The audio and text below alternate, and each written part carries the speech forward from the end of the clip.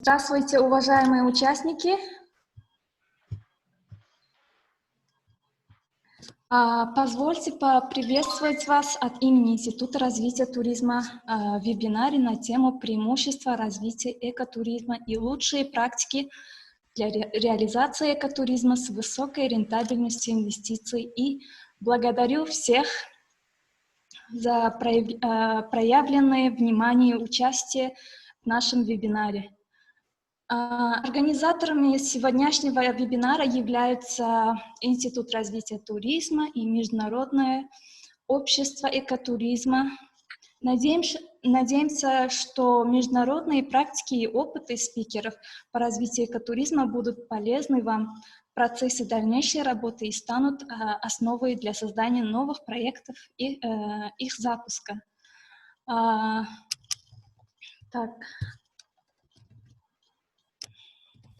Слово предоставляется исполнительному директору Международного общества экотуризма господину Джон Бруно. So, please, Mr. Bruno. Mr. Bruno? Yes. Yeah. Please, can you introduce yourself? Absolutely. My name is John Bruno, and I'm the Executive Director of the International Ecotourism Society.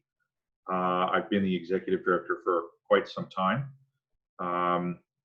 Previously to working in tourism, I worked in the field of finance.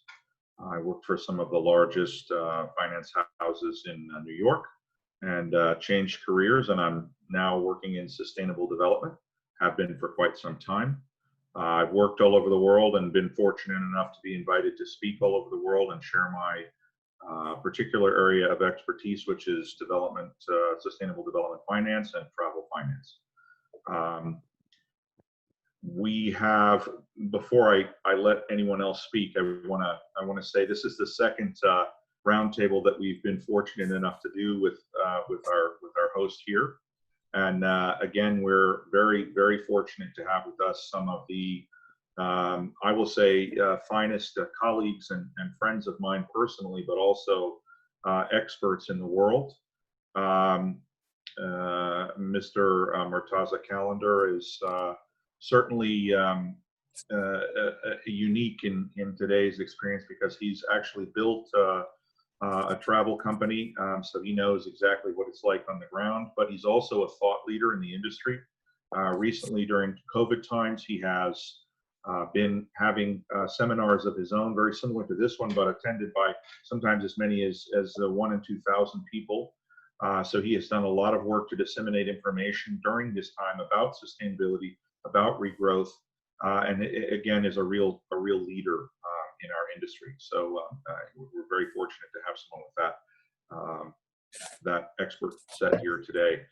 Mark Foggin is one of the leading academics. Dr. Foggin is not just standing though in the academic world, he also is an operator and also has a deep understanding of actually dealing with local communities with ecotourism issues, with sustainability. So again, you'll see a theme here. He has his feet in both worlds, although he's again also a highly respected academic.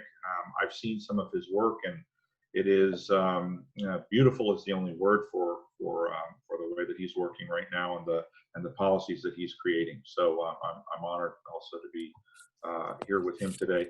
And last, Dr. Palitha Guru Singh. There isn't enough that you can say about him. I'm not sure he's on, because I know he's going to want to hear this. I believe that I'm going to send you a copy of this if you're not on. He has been one of the leading voices in community-based ecotourism for over 20 years.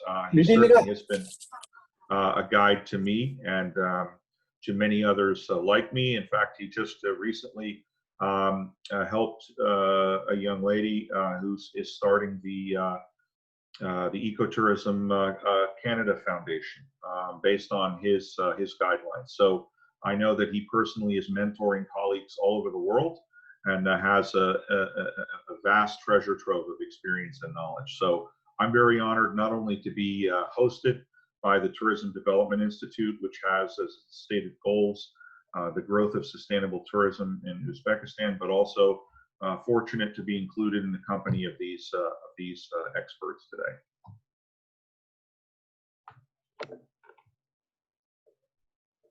Medina, you're muted. Yeah. Miss Medina. You're muted. So, Mr. John, I will just I will be your translator for today. I mean, from English into Uzbek. Let me just in brief case just translate what you have said. Okay. Assalomu alaykum barcha ishtirokchilarga. Ismim John Bruno.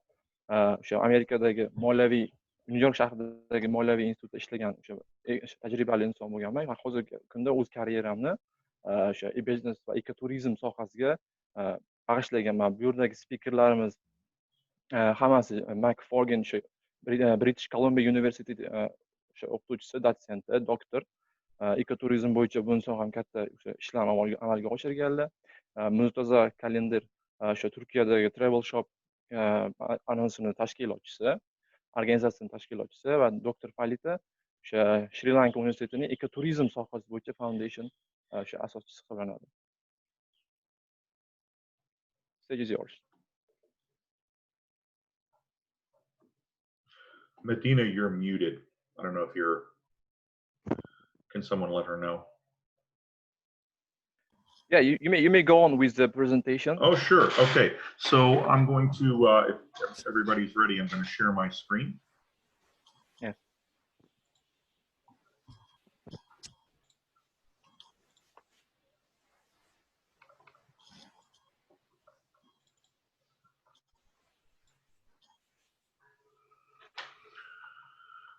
Nice mountains.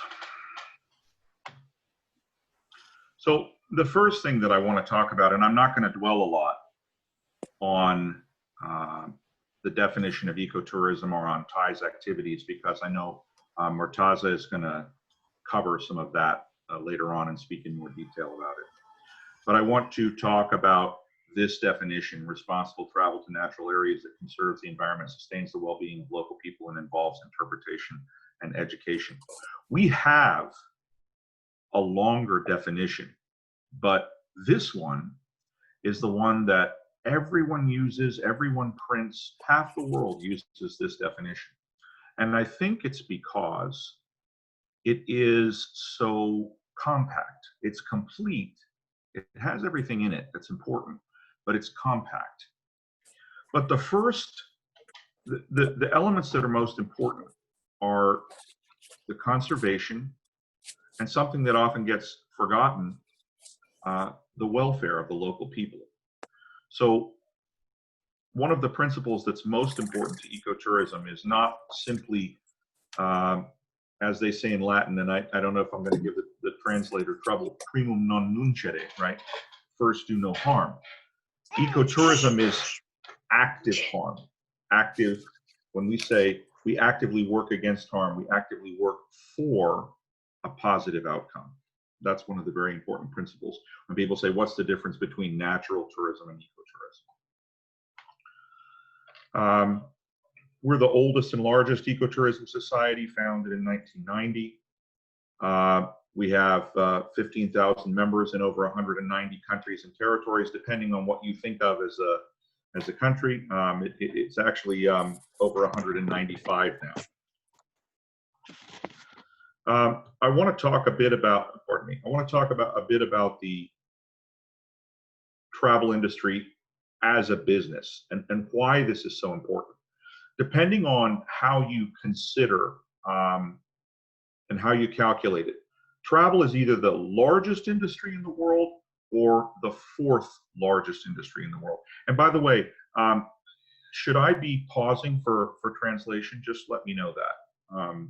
Medina, should I be pausing? Sorry? Should I pause for translation or should I just go ahead? Yeah. Just go. I'm sorry, just let me, yeah. It was a problem with the internet here. I'm so sorry for the technical No worries. problem. Yeah. Let me first explain the first slide, which you have just spoken. Yeah, okay, I can go back to that. men hozir o'sha ekoturizm haqida qisqacha ma'lumot bermoqchi emasman, chunki bu hammaga o'sha birinchi so'zni ma'noni anglatishi hammaga ma'lum. Ammo men birinchi o'sha nuqtada yozilgan birinchi point, ya'ni birinchi punkt haqida gapirmoqchiman. O'sha turizm, ekoturizm nafaqatgina o'sha tabiatni saqlash, balki o'sha yerdagi mahalliy aholini ijtimoiy hayotini yaxshilash, daromad oshirish. Bundan tashqari biz bunga yangicha qo'shimcha qilganmiz, ya'ni o'sha education, ya'ni ta'lim sohasini ham bunga qo'shib yangicha qo'shimcha yangicha turini yaratishga harakat qilamiz. Misol uchun ekoturizmni biz tashkil qilgan o'sha tashkilot 1990-yildan beri Birlashgan Millatlar Tashkiloti qoshida faoliyat yuritib keladi. Bu hozirgi kunda o'sha Washingtonda joylashgan o'sha asosiy shtat. Mister? Did you want to do this one? Mr. John? Yes. You want me to go ahead? Yeah, this one. Okay. So, and this is, I want to stress this. The reason that this matters is even during these times, the travel business is so large and encompasses so much of global revenue that it simply can't be ignored. And if you look at that last line, strong economic growth in 19 of the last 20 years, it is the only top 10 industry to have done that. And you can guess what the 20th year is. I mean, we're in it right now. So it's not going to grow this year because of the virus. But again, this is a good time to plan for the future. We're going to continue to see very strong international crossings and very strong growth. Probably by 2024, we'll have exceeded last year's levels once again, maybe even 2023. So let's talk about within that ecotourism. You want to go ahead? Xalqaro turizm jamiyati, ekoturizm jamiyati hozirgi kunda 190 mamlakatdan 1,5 mingdan ortiq ishtirokchilarga ega. 15 mingdan ortiq ishtirokchilarga ega. Bundan tashqari o'sha statistikalarga qaraydigan bo'lsak, turizm industriyasi, ya'ni turizm sanoatini o'zi butun dunyo bo'yicha daromadining 10% tashkil qiladi va uning o'sha ko'rsatkichlari 7,5 trillion dollarga yetadi bir yilda.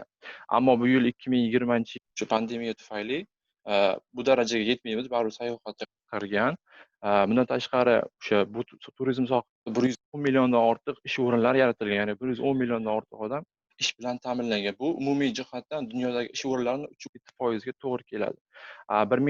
1995-yilga nisbatan 2018-yilni taqqoslaydigan bo'lsak, ish o'rinlari 527 ming 1,5 milliongacha sayohat oshgan. Xalqaro sayohatda bir boshqa davlatdan ikkinchi davlatga oshgan.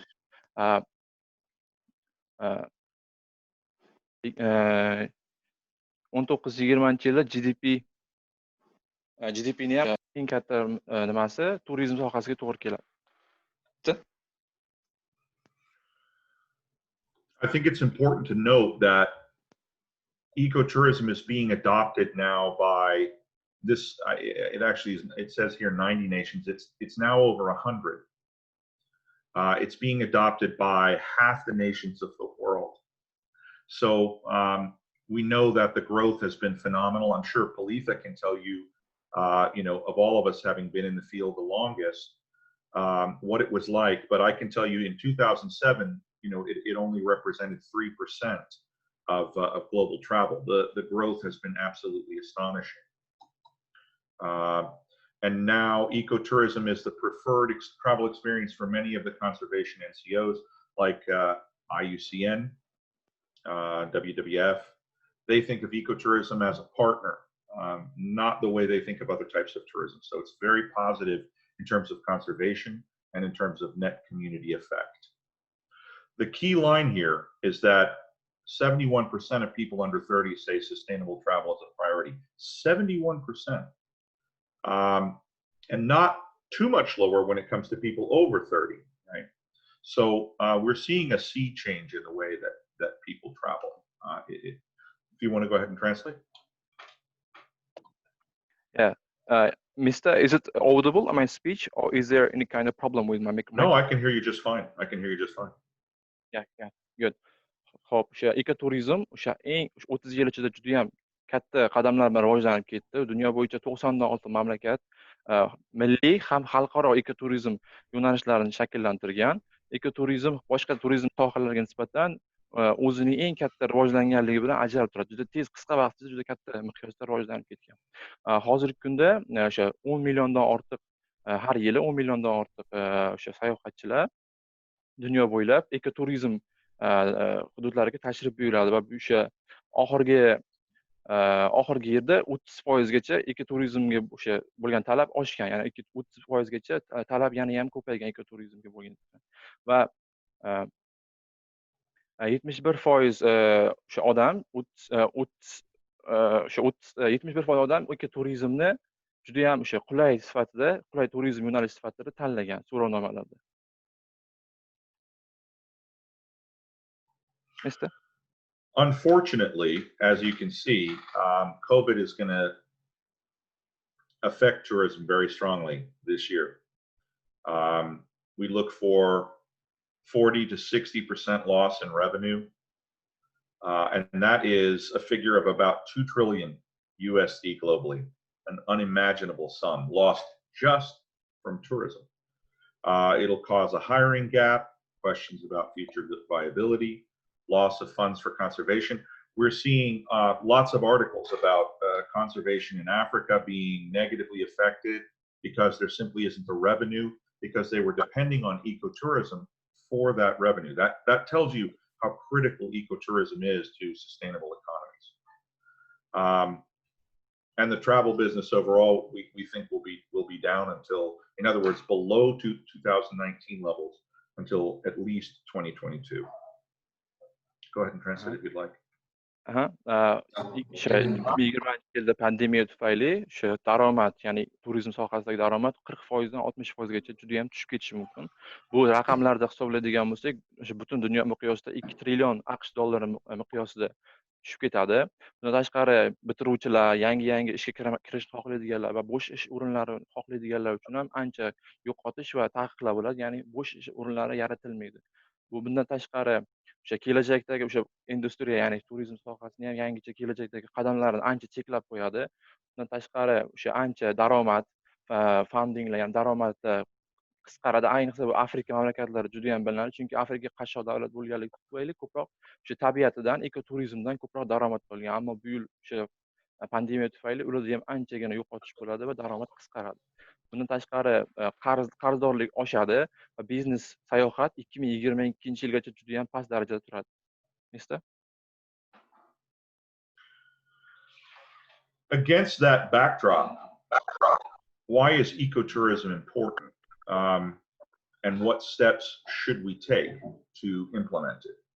I'll start with the second question. I believe these are the 4 key steps that need to take place.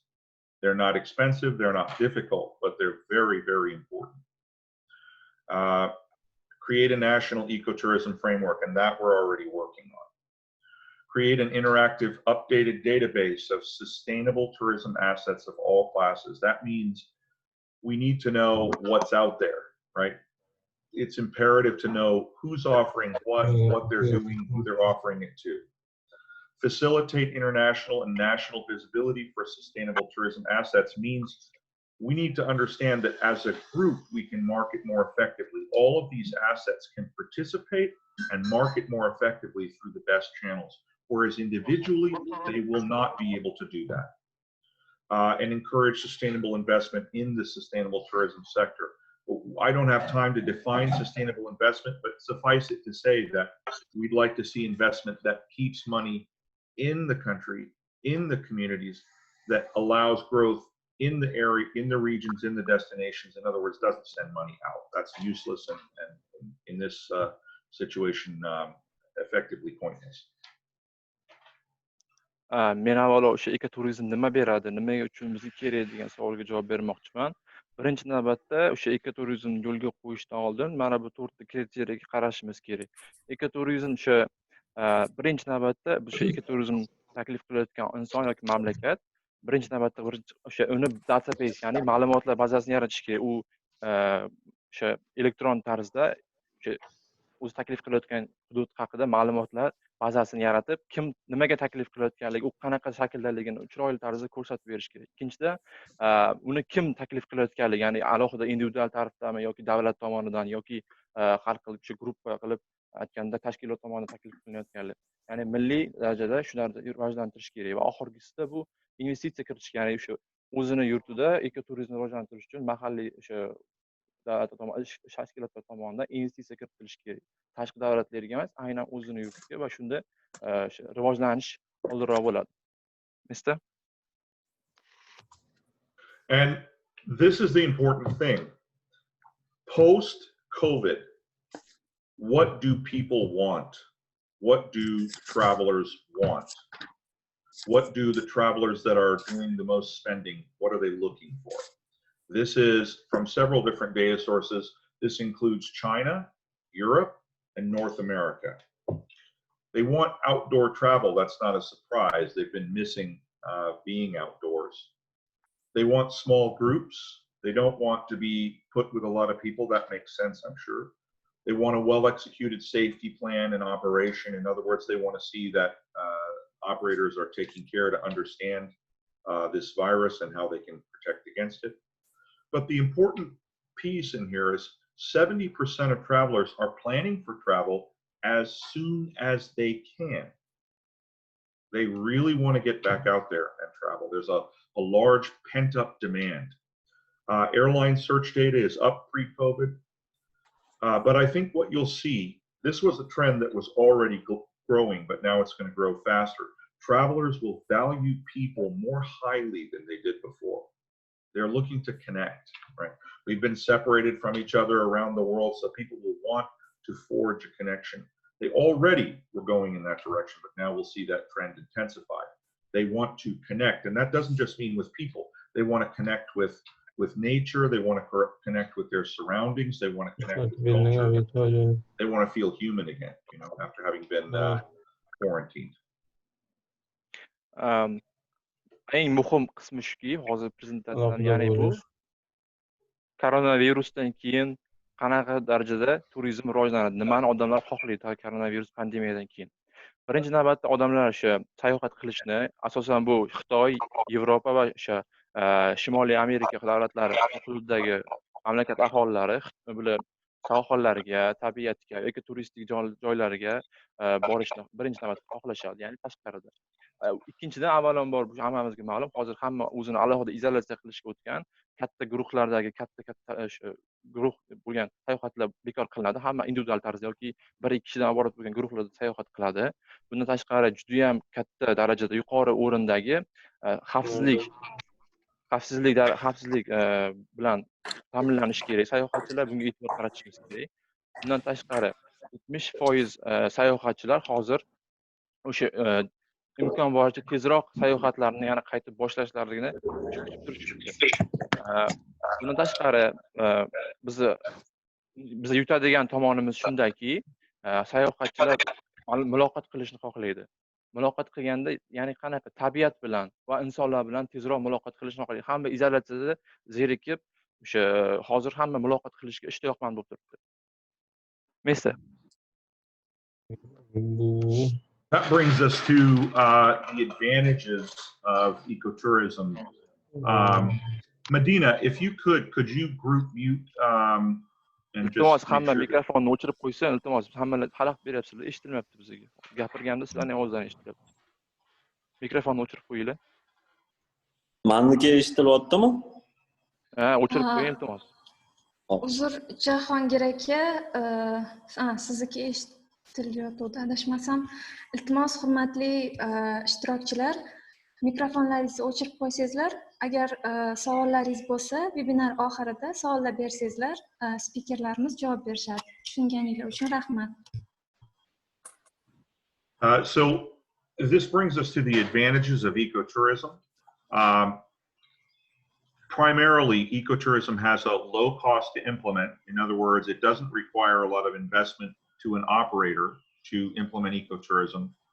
No required infrastructure. In fact, sometimes infrastructure takes away from the experience. So it's less expensive on a destination level. Small operators and small groups means that ecotourism is flexible. It can be started up quickly in certain areas where there are certain attractions. It can be moved in a direction. It can be very responsive. Mostly self-financed. The revenue remains in the country and in the community.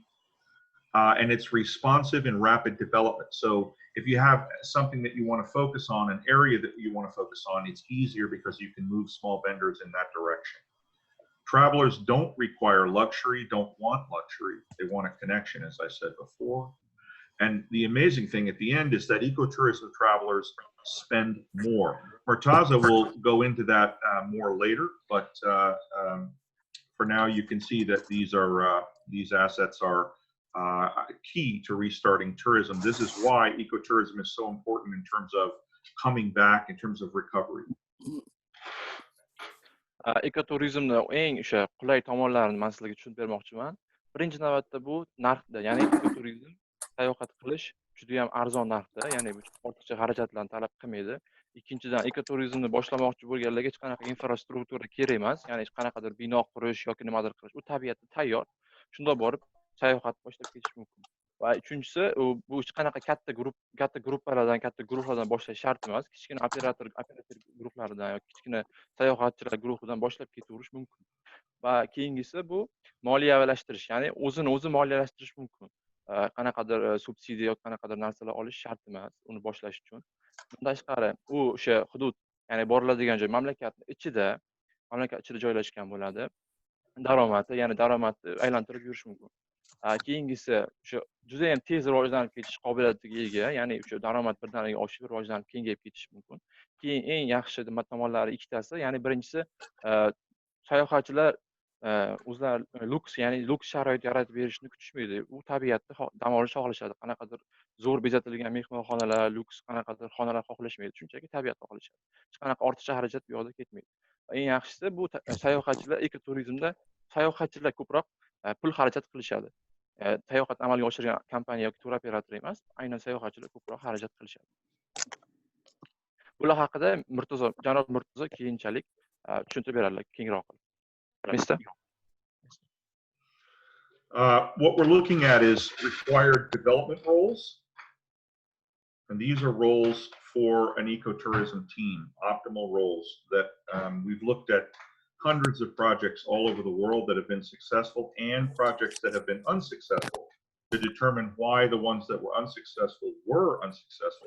And what we found is that these are 5 roles that are absolutely necessary. You must have a developer. You must have the participation of the government. Without the government, you will not succeed. You need experts who can provide proper operational advice. You need the support of the community in order to understand exactly what the community is doing and what they can do. And you need conservation. So without conservation, ecotourism is ineffective and frankly not ecotourism. So you need all of these roles, and each one of them, as you can see, has things that they need within them. Ekoturizmni rivojlantirish uchun o'zini qoidalari bor, ya'ni o'zini yo'llari bor. 5 ta asosiy yo'l, 5 ta asosiy tamoyil haqida gapiramiz. Iltimos, qatnashchilar, iltimos qilaman sizlardan mikrofonni o'chirib qo'yinglar, iltimos.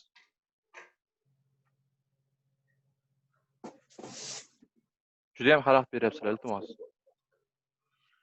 And this leads to what we Mister, call... sorry. Oh, did you not? Sorry. You need it? All right. No, I'm just asking them to just switch off their microphone. They just... Oh, okay. It's impossible to speak. We're waiting for them to switch off. Okay. So as you can see, this is a pattern of success within an ecotourism development team. So each part of it receives an asset from the participation of the others. The conservation site receives visitors and has positive engagement. And what that means is when people are engaged in conservation, it is more effective. When the community is engaged in conservation, it is more effective. There's absolutely no question about that, while respecting community traditions. The community receives revenue, visitors, jobs, and positive self-identification. The government receives approval from community, international visitors, and revenue. The developer receives positive outcomes for projects and positive relations with the government and community. All of these are part of a successful ecotourism development team. Yeah, Mr. Can you go to the previous slide? Oh, sure. Yeah. Mana bu slayddan tushuntirib bermoqchiman. O'sha birinchi navbatda ideyani rivojlantirish uchun, o'sha ekoturizmni rivojlantirish uchun 5 ta asosiy narsa kerak. 5 ta asosiy narsa. Birinchisi bu ideya beruvchi, ya'ni rivojlantiruvchilar.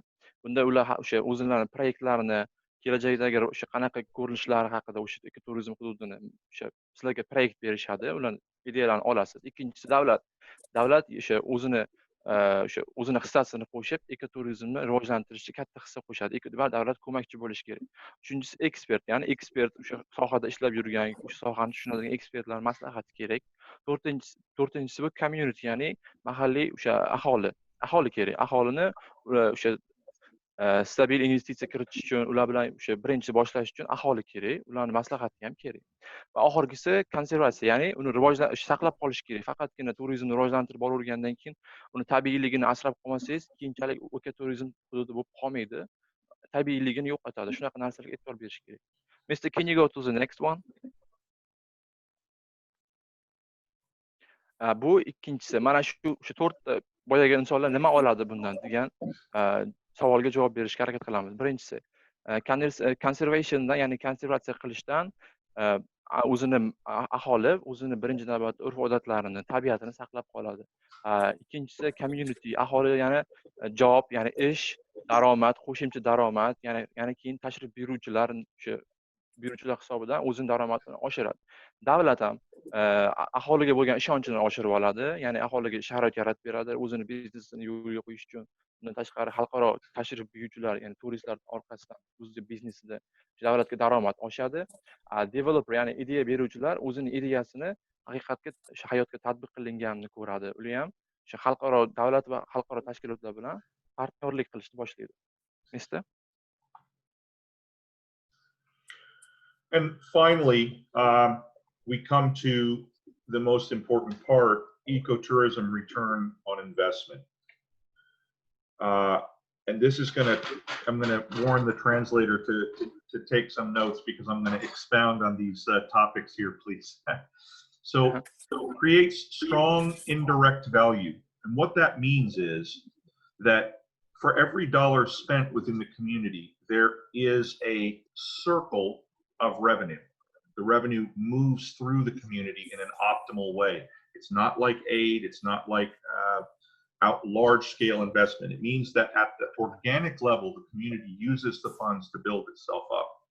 Low cost, high return. In other words, it's easy to begin an ecotourism operation, and ecotourism operations actually return more than any other type of travel. That means they have a higher ROI than any other type of travel. Requires no cost support. In other words, it means marketing and access. That means you don't have to provide continuing support for ecotourism. It grows itself on its own capital. Aggregated visibility. That means when you have a national structure, all operators can share in aggregated marketing. One trying to market by itself is ineffective. Marketing as a group, as an industry within a destination, is very effective. Positive identification and high return.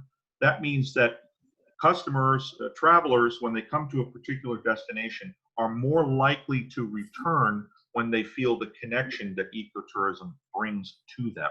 They also positively identify with the destination. And the last one, now is the time. And I don't say that because we're the International Ecotourism Society. I say that because this is a unique time in history where there is immense demand for sustainable travel and unmet demand. In other words, people are not providing these experiences for other people. So now is the time to enter this market because there are a lot of people looking for ecotourism and not finding it. What we encourage is for a destination to be the place where they can find sustainable travel and ecotourism. Thank you. Bu oxirgi slayd juda ham eng o'sha fikrlarni qisqacha qilib tushuntiradigan joy. Ya'ni birinchisi ichkarida, ya'ni ichki bozorda pul aylanmasi yuzaga keladi. O'sha ekoturizmda tashkil qilgan odam, undan tushadigan daromadlar mahalliy aholi o'rtasida aylanib yuradi. Ya'ni o'sha sirkl hosil qiladi. Keyingisi ekoturizm boshlash juda ham oson, hech qanaqa ortiqcha pul sarflanmaydi boshlash uchun, lekin daromadi, ya'ni o'ziga qaytib kelish, daromad qaytib kelishi juda ham yuqori bo'ladi. Ko'p narsa talab qilmaydi. Uchinchisi marketing, ya'ni o'sha ekoturizmni ozroq boshlab olganingizdan keyin unga juda ham ko'p pul sarflab reklama qilish, marketingga juda ham katta e'tiborni qaratish kerak emas. Ya'ni arzonga tushadi uni reklama qilish ham. Tabiat bo'lgandan keyin inson o'zi o'sha talab baribir har doim bo'lgan tabiat qo'ynida dam olishga. Keyingisi marketingni boshqacha yo'li, ya'ni o'sha tur operatorlar o'rtasida bir-biri orqali reklama qilish, gruppa bo'lib reklama qilish eng yaxshi va o'sha eng nima deydi, eng qulay yo'li mana shu gruppa bo'lib bir-birini orqali tur operatorlar orqali reklama qilish. To'rtinchisi, beshinchisi bu connection, ya'ni bir joyga kelgan o'sha mehmon agar unga turizm, o'sha ekoturizm hududi yoqib qolsa, albatta o'sha joyga qaytib keladi. Ya'ni qaytib kelish darajasi juda ham yuqori. U keyin yana baribir o'sha joyda qaytib kelib, yana daromadiga daromad qo'shaveradi o'sha joy. Va oltinchisi, ya'ni aynan hozir boshlash uchun eng qulay va eng o'sha kerakli payt hozir hisoblanadi. Chunki talab juda ham katta ekoturizm bo'yicha, ammo uni taklif qiladigan tur operator yoki kompaniyalar juda ham kam. Ya'ni agar biznes boshlamoqchi bo'lsangiz, aynan mana shu payt hozir juda ham qulay fursat. E'tibor uchun rahmat. Big thanks for you, Mr. Bruno. It's very informative. And thank you very much for sharing us your great experience in the area of ecotourism. So please, Mr. Murtaza Kalender, it's your turn.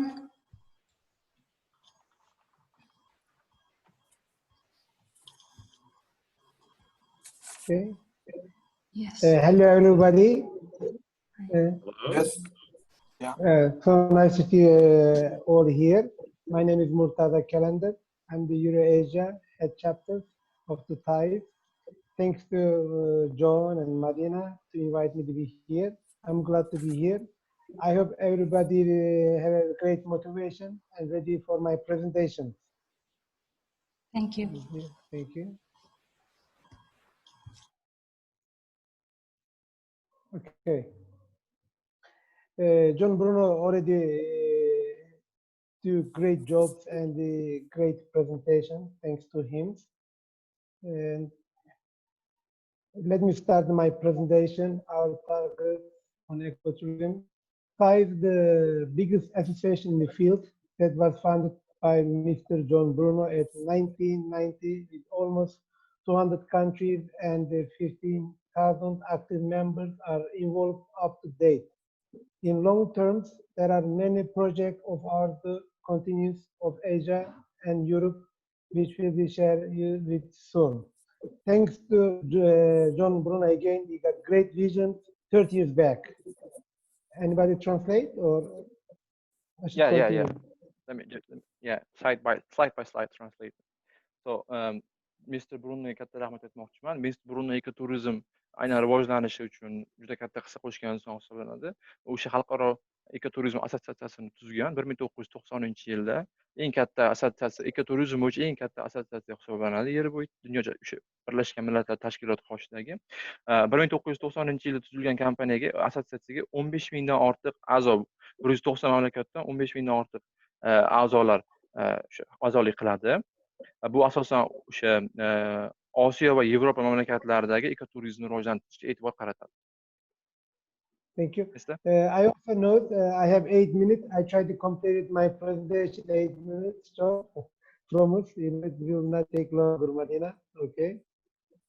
Okay. Sorry. The importance of the ecotourism, along with the trend of the global warming, ecotourism comes into our scope more as an expected, projecting the nature and keeping it sustainable for generations to come and the cultures to follow. O'sha global isish oqibatida ekoturizm o'sha juda ham muhim muammoga aylanayapti. Ya'ni o'sha bizning avlodlarimiz uchun tabiatni asrash, ular o'sha madaniyatimizni ham tartibni ham bir qilib asrab berish bizni vazifamizga kiradi. Ekoturizmga global o'zini ta'sirini ko'rsatadi. Thank you. As tide is one of. Sorry. Madina? Yes, I think it's bad connections. Sorry for interrupting you. With me It's or okay. can you? No, Yeah. with Behrus, I think. Okay. As tide is one of the most respected association in the industry, many ecotourism investors follow up on and pay attention to it. Fully concentrated communication with and through the many tourism professionals. Translate.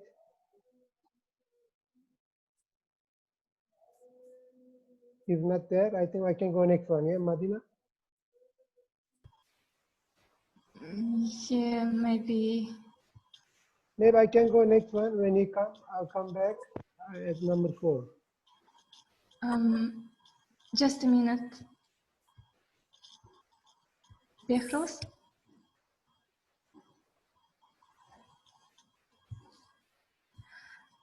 Yes, you can continue. I think he's hearing, I'll come back. Yeah. Yeah. Yeah, I'll come back to number 4. Okay. Okay. Thank you. Mr. Bruno already gave some statistics and some numbers. Okay, I'd like to share a little more. Ecological tourism data in the world. As per WTO researches, ecological tourism expense grow 5 times over other segments, and this is an average of 20% altogether annually.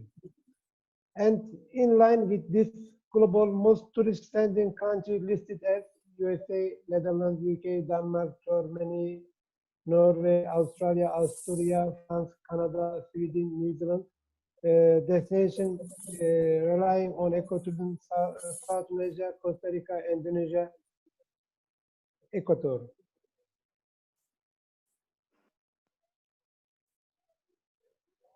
Global effect of ecotourism.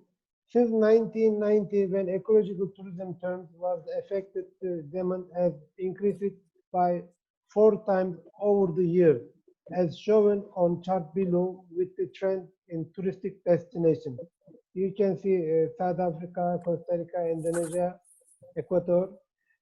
In 1998, 40 million people gone for an eco travel, which ends up as 85 million by 2018.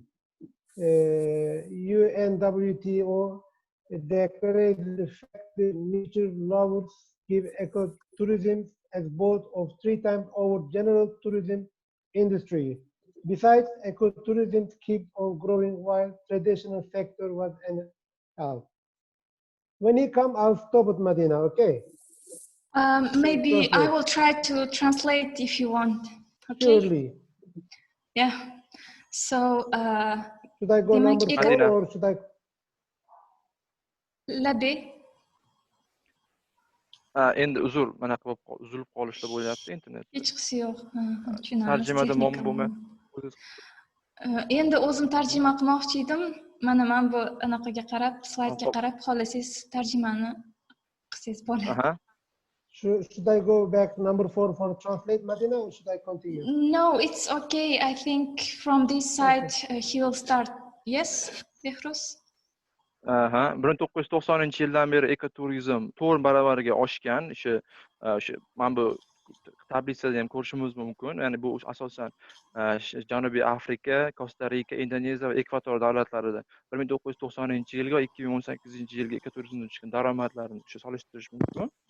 Bu o'sha jahon xalqaro turizm, Birlashgan Millatlar qoshidagi xalqaro turizm, jahon xalqaro turizm tashkilotini bergan ma'lumotlari 1918-yilda 45 million odam turizm qilgan bo'lsa, ekoturizm bo'yicha sayohat qilgan bo'lsa, 2018-yilda 85 milliongacha oshgan. Okay. Mister? Yeah. The silent trend of ecotourism, every grown ecotourism reflected on the investment, and as by the end of 2017, $350 million tourism movement had an approximately $210 million share for it. Tourism report for the end of 2018 states that $400 billion spent for ecotourism out of 1.3 trillion in total. Translate? Hop, o'sha 2017-yilda yes sir. Yeah, please, 2017-yilda $350 million o'sha turizmdan tushgan daromadni 210 millioni o'sha asosan shu sohaga to'g'ri keladi. Bundan tashqari 2018-yilda 400 million o'sha ekoturizmga $400 million, 1 milliard 200 million ichidan $400 million ekoturizmni hisobiga to'g'ri kelgan o'sha sarflash. Bu tablitsasi really great ko'rsatgan. number. Aha. Juda ham katta raqamlar. Yeah. Ecotourism profile expectation. Yes, please. Okay. Can you hear me? Yes. Yeah, yeah. Yeah. Okay. Yes. So 1.3 of all consumers are eco-friendly and ready to pay 40% more for the exercises of SAF. Only 50% of people on Earth are able to freshly consume produce at its core. 1 billion people have eco-conscience. 20% of consumers visitors in national parks. 15% of consumers prefer unusual adventure activities. Stay at the destination between 8 to 12 days. 13 days, sorry.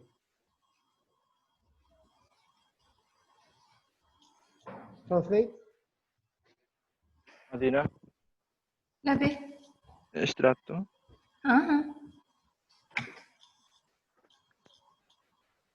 ovozingiz Madina. yaxshi. Labi, ovozingiz yaxshi gapiravering.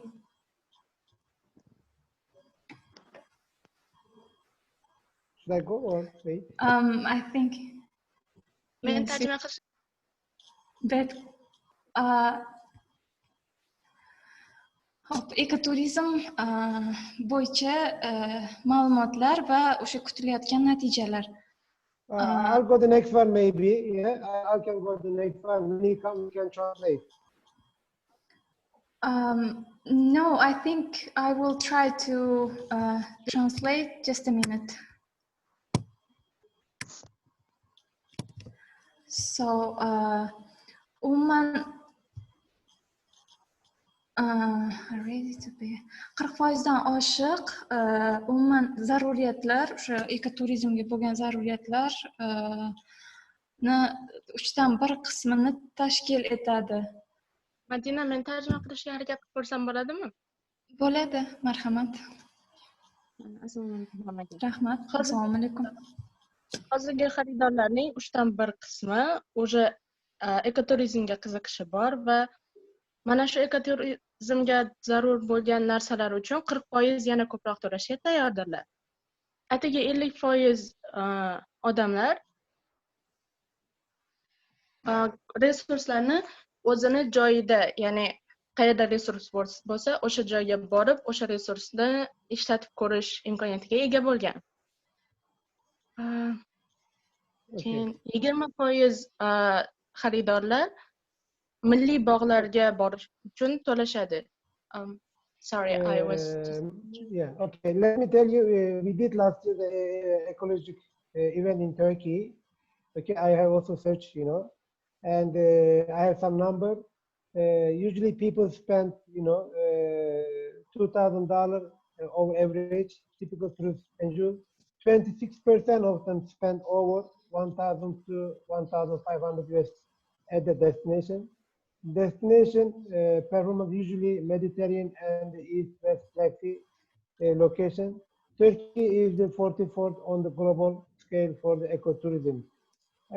I think Uzbekistan, they should be here in number 20 with the ecological side. And I think so. Beautiful weather. I mean, you can see the number between 1 to 26. Yeah, and Uzbekistan is not here. Maybe not many people know about Uzbekistan ecological site. Yeah. Yes, it's a country which is developing right now, so I hope it will be. I'll go the next one. Yeah. Yeah. Sorry, Mr. Maybe she You want could to translate translate right it? now. For the best understanding, I wanted to invite Mrs. Sevara to translate, please. Okay. Thank you. Welcome. Hozirda Turkiyaga kelayotgan ekoturistlar haqida ma'lumot bergan ekanlar. Odatda oddiy turist yiliga 2000 US dollari sarflaydi. Keyin manzilga yetib kelgan turist odatda 1000-1050 dollardan ko'pini 26% turistlar 1000-1050 dollardan ko'p sarflashadi manzilda. Odatda qanaqa manzillar ular yoqtirishadi emas. Ma'qul ko'radi.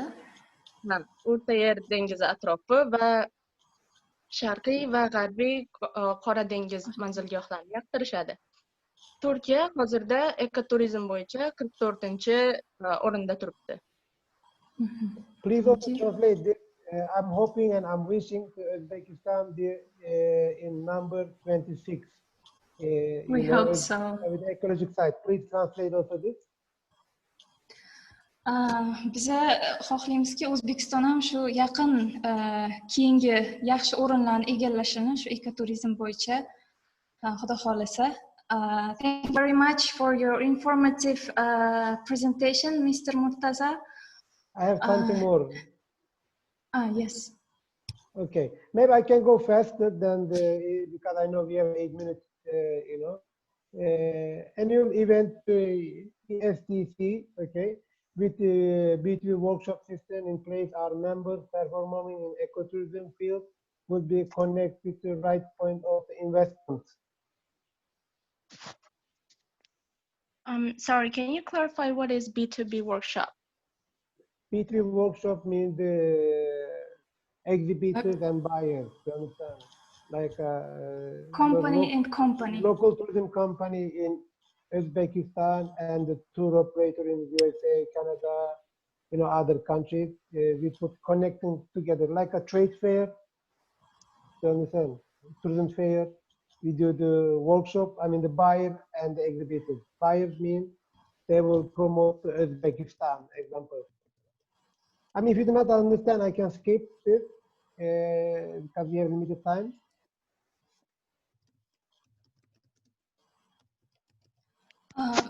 Sorry? You can see even the images. Business to business. Thank you. Business to business, yes. Business to business. Event called ESTC will contain the most prestigious speakers in this panel, and that will also host the best buyers potential developing the region through the aspects of ecotourism. TAIES odatda yiliga ESTC deb nomlangan yig'ilish o'tkazadi. Unda spikerlar o'zlarining sohasida juda yuqori martabaga erishgan spikerlar gapirishadi va o'sha yig'ilish qayerda bo'layotgan bo'lsa, o'sha joydagi ekoturizm aspektini yanada rivojlantirishga o'z hissalarini qo'shib ketadilar. Okay. Madina. Behruz. Yaxshi bo'ldimi? Endi yaxshi bo'lib chiqdim. Aha, bo'ldi. Minimize impact for the environmental and cultural awareness and respect, provide positive experience for both visitor and the host, provide direct financial benefits for the conservation, provide the financial benefit and the empowerment for local people, while sensitive to host countries' political, environmental, and the social climate. ekoturizm birlashtiradi, muloqotlarni amalga oshiradi. Ya'ni ham o'sha ekoturizm insonlarni birlashtirishdan tashqari quyidagi narsalarni ham amalga oshirish kerak. Ya'ni juda ham ta'siri juda ham past, ya'ni o'sha tabiatga bo'lgan boshqa narsalarga nisbatan tabiat juda ham ta'siri juda ham past. Ikkinchidan tabiiy o'sha nima deydi, madaniyatlar aro va tabiatlar aro insonlar muloqotini, ya'ni ham o'sha bir-biriga bo'lgan hurmatini va bir-biriga nisbatan nima deydi, bir-biriga nisbatan aloqadorligini oshiradi. Juda ham pozitiv tajriba insonlarga tajriba ulashadi, ya'ni o'sha tashrif buyuruvchilarga ham, buni tashkil qilganlarga ham bir-biriga nisbatan o'sha do'stona bo'lib qolishga sababchi bo'ladi. O'sha iqtisodiy, siyosiy, tabiatga bo'lgan o'sha tabiiy bir-biriga bo'lgan davlatlarni ham o'sha nima deydi, o'sha bir-biriga bo'lgan munosabatini ham pozitiv tomonga o'zgartiradi. Mister? Yeah, thank you. Some of ecotourism activities you can see here: cultural basis, activity basis, nature based. Okay, and some of activities: bird watching, hiking, download security camping, sightseeing, swimming in nature water, wildlife photography, white river rafting. This is some of the ecotourism activities. Shu ekoturizm aktiviti, ya'ni qilinish kerak mumkin bo'lgan ekoturizm turlari mana bu yerda. Birinchisi bu qush ovlash, ya'ni qushlarni tomosha qilish, ovlash. Ikkinchisi ovga chiqish, hayvonlarni ovlash. Uchinchisi o'sha tog' cho'qqilariga chiqish. Keyin to'rtinchisi bu o'sha chayla qurib kamping qilish, piknik uyushtirish. Keyin to'rtinchisi bu, beshinchisi bu o'sha hududdagi obidalarni ko'zdan kechirish. Keyingisi tabiat qo'ynida cho'milish. Keyingisi yovvoyi tabiatni suratga olish. Keyin daryoda o'sha kanoe kabi shunaqa qayiqlarda suzish. Mister? Thank you. Our mission, engage through an international network of industry professionals and the business leaders, ties over valuable networking and the professional development opportunities, empower as a global score of the knowledge and the advocacy in the ecotourism, ties over practical educational tools and promote capacity building opportunities for professionals, inspire utilizing the global ecotourism development experience, ties help mainstream sustainability in tourism and inspire positive change in the industries. Ekoturizm bizani o'sha asosiy maqsadimiz uchta. Birinchisi engage, ya'ni o'sha undash. Undashda biz turizm tashkiloti va o'sha professional tajribaga ega bo'lgan insonlar va yangi ish boshlaganlar o'rtasida o'zaro professional aloqalarni, biznes kabi shunaqa narsalarda aloqalarni oshirishga yordam beramiz. Empower, ularga imkon berish, ya'ni birinchi imkon berishda biz o'sha ilmiy qo'llamalarimiz bilan ularga o'zini yangi karyerada, professional karyerada o'zini imkoniyatini, o'zini o'rnini topishga yordam berishda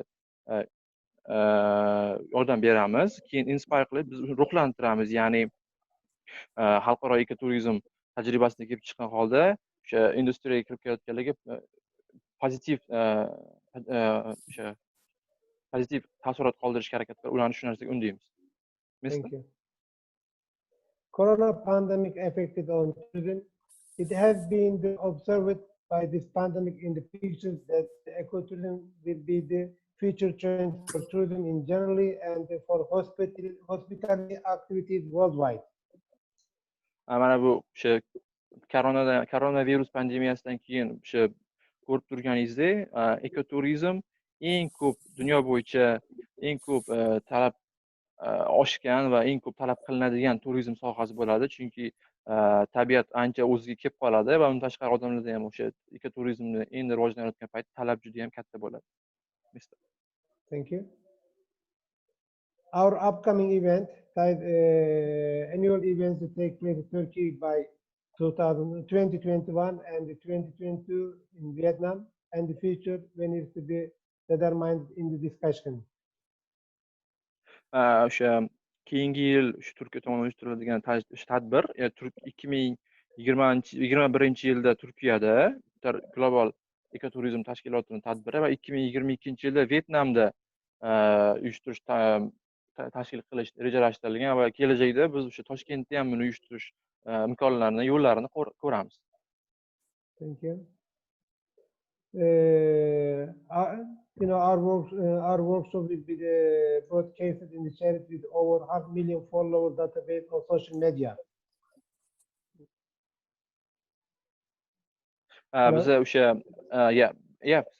biza o'sha collaboration, ya'ni bir-birimiz bo'lgan o'zaro hamkorlikni ham qo'llab-quvvatlaymiz. Ya'ni bizda milliondan ortiq ijtimoiy tarmoqlarda kuzatuvchilarimiz bor. Bizda bunda o'zimizni o'sha xizmatlarimizni, hattoki sizlarni ham o'sha reklama qilish imkoniyatiga ega bo'lamiz. Misollarga ko'rsatish. Yeah. I can also tell you a little bit about Turkey tourism. Okay. Last year in Turkey we have almost 50 million tourists and over 30 billion income, 30 billion US dollar income to Turkey last year. O'tgan yil bizda Turkiyada 50 million turist tashrif buyurgan va bizning o'sha daromadimiz 30 milliard dollar bo'lgan turizm sohasini o'zidan.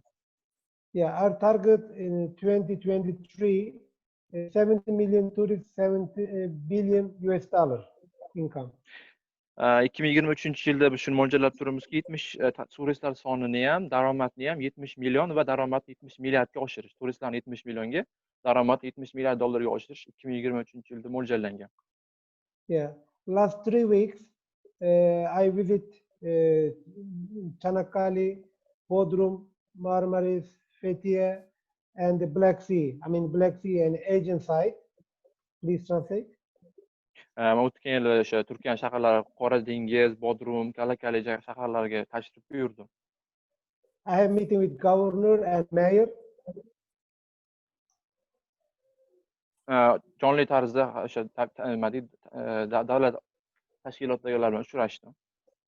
Yeah, I mean now they are focused on the ecological tourism industry because in Turkey beach tourism, beach sand is seasonable. Ya'ni bilasizlar, Turkiyada sohil bo'yida dam olish, sohil bo'yidagi dengiz sohil bo'yidagi turizm mavsumiy, ya'ni bu mavsumga qarab yoz fasli kun issiq paytlarida bo'ladi. They are looking for ecotourism sustainable 12 months because ecotourism you can do 12 months, winter, summer, any times. Mr. Where you can do this in Turkey or in Uzbekistan? No, around the world, 12 months ecotourism. Can you translate? Butun dunyo bo'ylab deb aytdilar. Butun dunyo bo'ylab bu sezon mavjud, ya'ni o'sha today or tomorrow I think every country 12 oy davomida to'xtovsiz ekoturizm amalga oshirsa bo'ladigan joy haqida turistlar so'rashadi, ya'ni xohlashadi. Yeah. Today or tomorrow I think every single country will focus on ecological tourism. Sorry, can you repeat? Today or tomorrow every country will focus on ecological tourism because ecological tourism, as John Bruno said, lowest cost, high income. Bugun yoki ertaga baribir butun dunyo ekoturizmga muhtoj bo'ladi. Please, Mr. Yeah, I'm hoping and I'm wishing Uzbekistan will be get very good position on ecological tourism. Yeah, thank you. O'zbekiston ekologik turizm uchun juda ham yaxshi mamlakat deb hisoblayman. Yeah, I mean, thank you very much. Any question, most welcome. Thank you. Thank you very much, Mr. Murtaza, for your presentation. Mr. Murtaza, we have the about considering to your presentation, we have one question from the participant, and he's asking about how to take part in the presentation our ecotourism event in Vietnam 2022. Can you we just will give send them the the link. information? Yeah, we will send them the link. They need to register. Okay. And then we will write email to them. We will send the links, the All right. details. All right, Okay. thank you. Thank you. O'sha bizga link yuborishar ekan, o'sha linkni biz sizlar bilan keyinchalik yuboramiz. Qanaqa qatnashish haqida. Yeah. Vietnamdagi nimada? Yeah. Ecotourism event. Thank you. Thank you. Thank you very much. Madam. So, please, Mr. Mark Fogin. Hi, yes. I'll share my screen. There. Okay, thank you. First of all, I wish to thank our host, Tourism Development Institute, for welcoming me to join this webinar. It's really exciting to participate in this national, regional, and global exchange. Also, thank you, John and Murtaza, for your contributions. I will try not to replicate, and so I may cut out different. Man juda ham xursandman man shu eventga, ya'ni vebinarga taklif qilganlaringdan. Turizm rivojlantirish institutidan ham juda ham katta minnatdorman taklif qilishgani uchun. Mendan oldin gapirgan speakerlar Jon va Murtazodan ham juda ham minnatdorman. For the most part, I will speak out of my own experiences over the last 25 years in Western China and then in Central Asia, particularly in Kyrgyzstan. Oxirgi 28 yil ichidagi tajribamdan G'arbiy Xitoy va O'rta Osiyodagi Qirg'iziston mamlakati olgan tajribalar haqida gapirmoqchiman. Undan keyin gapiraman. And as a definition of ecotourism, we've defined it, but I will simply state here that I see ecotourism not as just one of many possible forms of tourism. Ecotourism is not simply trying to capture more tourists, more investments, more finances, but ecotourism is purpose-driven. It is driven by the purpose of bringing benefit to local communities and benefiting conservation. This purpose-driven character is what I see as characteristic and key for ecotourism. Ekoturizm atamasiga o'zgacha ta'rif bermoqchiman. Ekoturizmga biz shunchaki turizmni bir bo'lagi sifatida, bir qismi sifatida yoki alohida bir turi sifatida qaramasligimiz kerak. Ekoturizmga biz daromad keltiradigan, foyda keltiradigan manba sifatida qarashimiz kerak. U ikkala tomonga, ham tabiatga, ham mahalliy aholiga foyda keltiradigan yangi turizm yo'nalishi bo'lishi kerak. Now, we already know well that tourism generally and ecotourism specifically are fast growing. This is excluding 2020, but over the 20 years, it is a very fast growing sector. Biz o'sha turizmga 2020-yilda juda ham katta rivojlanish, o'sha o'sish kutilayotganini aytishimiz mumkin, chunki tabiiy, ammo oxirgi 20 yilda eng o'sha turizm sohalarining eng kuchli rivojlangan soha aynan ekoturizm bo'lgan. But beyond the economic growth, what are the reasons we should support tourism or ecotourism? And it's these benefits, searching for these benefits in Uzbekistan's context, that I think is the critical question to ask. Why would we wish to strengthen and to expand ecotourism? And this revolves around the unique nature and culture in Uzbekistan, highlighting this or showcasing this to the world, and using this as a tool to reach our purposes of conservation and of community development. Biz O'zbekistonga faqat ekoturizm sohasini rivojlantirishni bir tomonlama qarashimiz kerak emas, ya'ni faqatgina iqtisodni rivojlantirish uchun emas, uni haqiqatan chiroyli tabiatini dunyoga ko'rsatish va ikkinchi tomondan haqiqiy tabiatni ardoqlagan holda uni asrash haqida ham o'sha o'zimiz oldimizga maqsad qo'yishimiz kerak. Why is this not advancing? Okay. Yes, tourism is a tool, and the unique main characteristic that I would leave as a single message here is to ask the question and to suggest that we use ecotourism as a tool, not to develop tourism for tourism's sake, but to meet our national goals and the interests of local and regional communities. This use of the tool for conservation and tool for community development is really what's particular to ecotourism, which is very different from nature-based tourism. This is not simply being somewhere that has a beautiful environment, but it's the focused purpose. And on this basis, I will introduce 4 different models that we have noted over the last decade.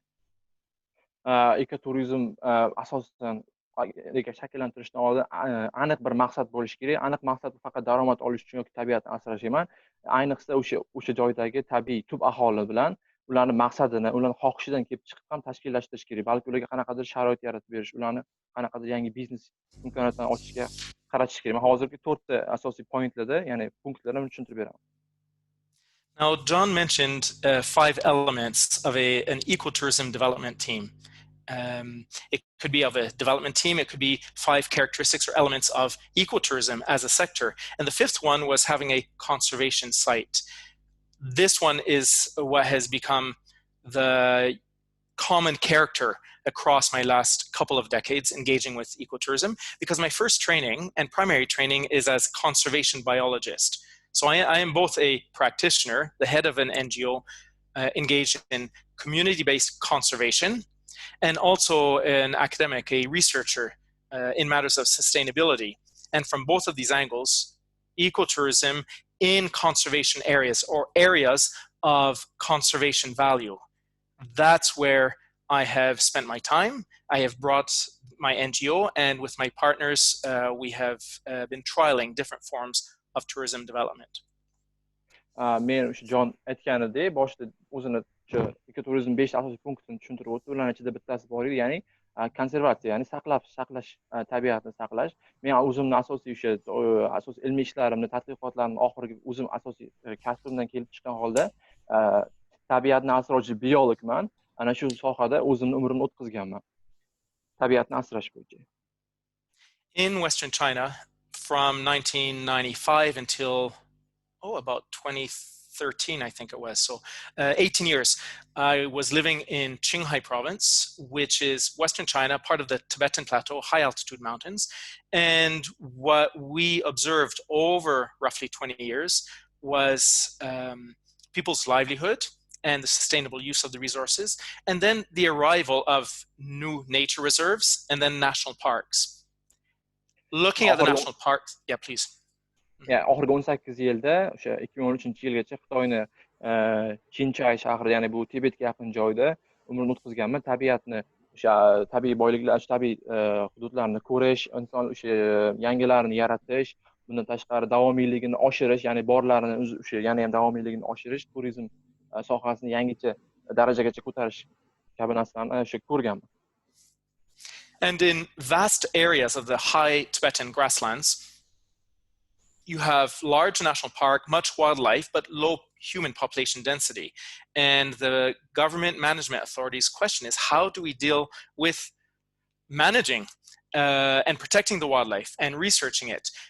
And in this dialogue, we brought forth the suggestion of co-management of government, national park authorities working with the local communities to achieve the conservation goals. But in addition to that, we insert, and that's not just we, myself, it's we, the government, the communities, local NGOs, and ourselves, looked for areas of interface between community well-being and conservation success.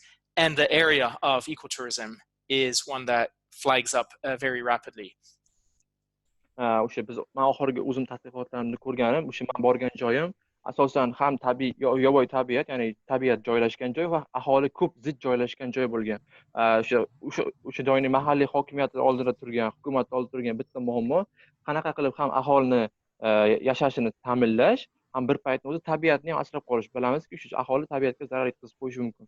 Lekin ular biz bilan birgalikda, faqat o'zim emas, faqat bizning jamoamiz, ham mahalliy aholi, ham hukumat tomonidan qilingan tadbirlarda o'sha ham aholini yashashini saqlab qolish, tabiatni ham saqlab qolish, bundan tashqari turizm sohasini, ekoturizm yo'nalishlarini ochish bo'yicha ham bosh qotirgan.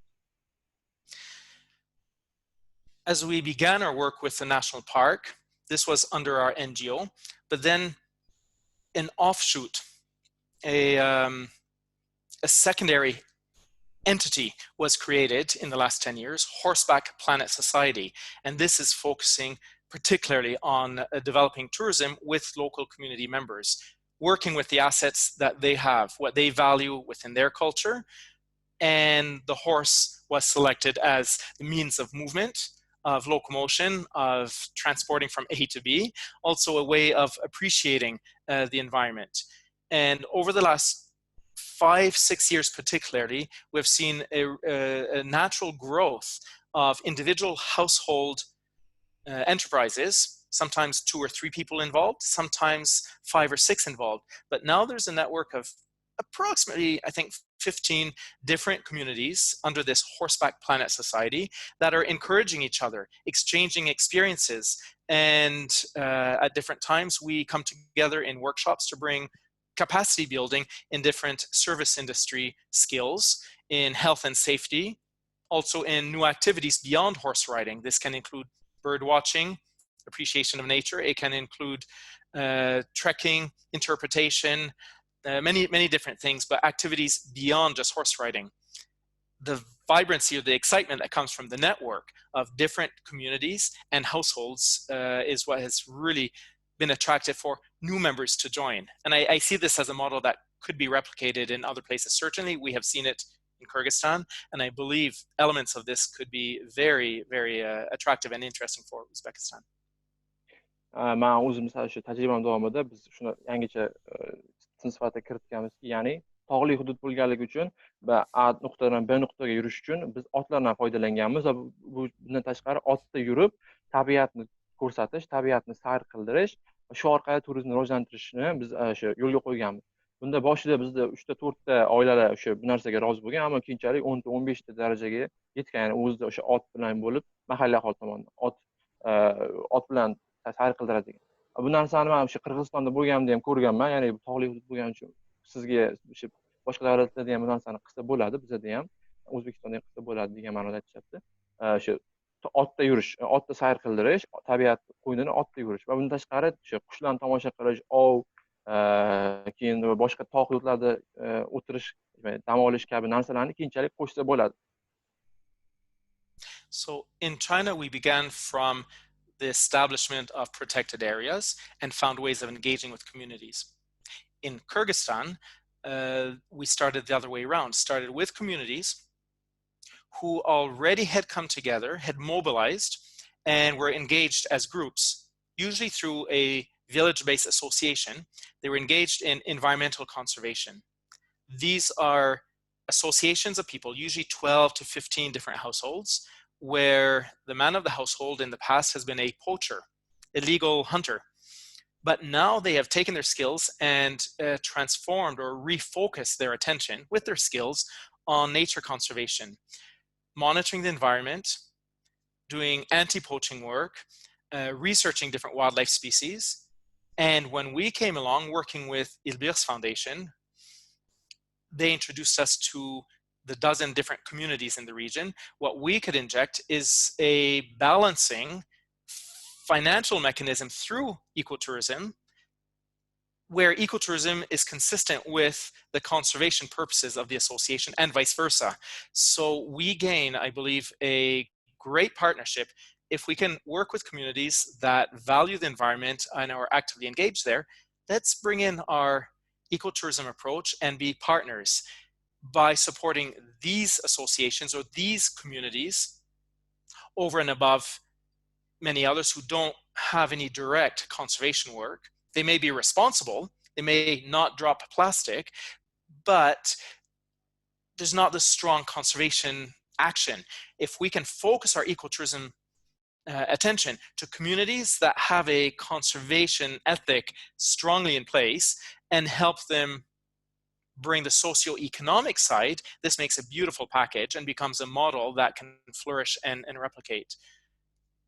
Biz Xitoyda bo'lganimizda biz uzoq joydan, ya'ni aholi yashamaydigan, aholi kam yashaydigan joydan aholi yashaydigan joyga qarab harakatlanganmiz. Ya'ni o'sha o'zimizni destinatsiyamizni yaratib borganmiz. Ammo Qirg'izistonda biz teskarisini qilganmiz. Birinchi biz o'sha turizmni rivojlantirishni aholi yashaydigan joydan boshlaganmiz. Ya'ni o'sha noqonuniy ovchilik bilan shug'ullanadigan odamlarni o'sha tabiatni asrashga undaganmiz. Ya'ni ularni ijtimoiy tomondan o'sha 10-15 ta oilani tanlab olganmiz va o'zida turizmni rivojlantirish uchun ularga imkon yaratib berganmiz. Moliyaviy jihatdan ularda o'sish bo'ladi va ular mahalliy aholi bo'lganligi uchun tabiatni asrash uchun kimnidir yollagandan ko'ra o'zini mahalliy aholini shu narsaga mas'ul qilib qo'ysak, tabiatni asrashga ancha unumdorlikka erishamiz. Ya'ni mahalla aholi o'zi tug'ilib o'sgan joyini ko'proq asraydi. Ular shu narsa uchun mas'ul bo'lib xizmat qiladi. I believe that working with communities that have mobilized as communities beyond an individual entrepreneur, but where there's a societal level of mobilization of community, and where there are protected areas in different forms. They may be national parks, they may be community conserved areas, but where these two are in place, to add the third ingredient of ecotourism gives us a great strength. Mahalliy aholi bilan ishlash bizga juda ham katta kuch bergan. Ya'ni o'sha xohlasin u qishloq joyda bo'lsin, xohlasin u saqlanadigan hudud, ya'ni o'sha qo'riqxona bo'lsin, mahalliy aholi bilan o'sha ishlash, ayniqsa tabiatni asrashda juda ham katta o'zini effektini bergan. Actually, as there's a lot of interest globally in the Sustainable Development Goals, and included within this is biodiversity conservation, where there are biodiversity projects and protected area projects in Uzbekistan. Those are ideal focal points for coming alongside with the ecotourism ingredient and working together. So I see opportunities as well for the conservation and economics through ecotourism. O'zbekistonda ham biz xuddi shu narsani imkoni borligini ko'ryapmiz. Ya'ni ham iqtisodiy jihatdan ham tabiatni asrash jihatdan bir paytda o'sha mahalliylar bilan hamkorlik qilish, bu narsa O'zbekistonda ham o'zini oqlashiga ishonamiz. Now I have 4 brief slides. I won't go into detail, but mostly I will highlight where further information is possible. In regard to the community co-management approach to conservation of protected areas in China, we have summarized 18 years of work in a scientific journal article, which is available online.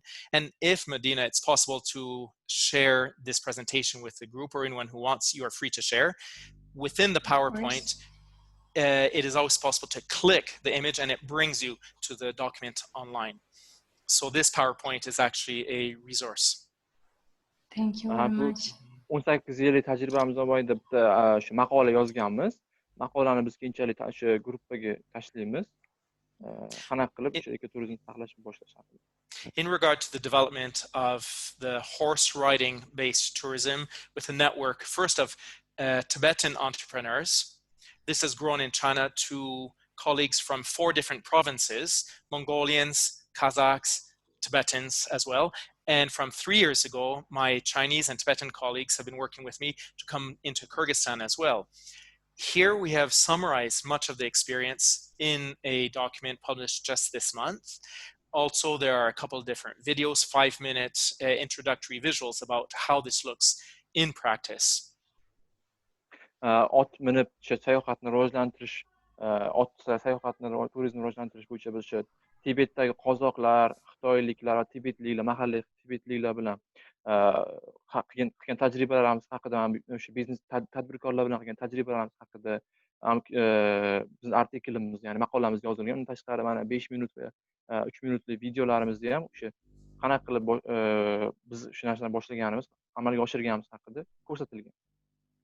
And as we took our 18 years experience, of which about 5 to 10 actively with ecotourism in Tibet, over into Kyrgyzstan, there's a beautiful resource online, a photo story summarizing that experience. What is unique in our Kyrgyz experience is to see the opportunism taken by local communities when a government legislation changed and gave opportunity for communities and businesses to have long-term leases to manage the land. They were able to apply as a community. And that's what I refer to as opportunism. And they have put forth a plan. The government has assessed it and now given them rights to develop the use of their valleys, which they are doing for ecotourism, or using as ecotourism, natural scenery, horse riding, wildlife. But to do so, they must demonstrate no harm. And beyond that, they are monitoring the grassland to show that there is no negative impact. And positively, they are monitoring and research snow leopard and other wildlife species with camera traps. And there's a positive trend in the wildlife. So we see synergies, and that's where I see ecotourism coming into its most beautiful center, the synergy of conservation, community benefit, and ecotourism as a socioeconomic activity.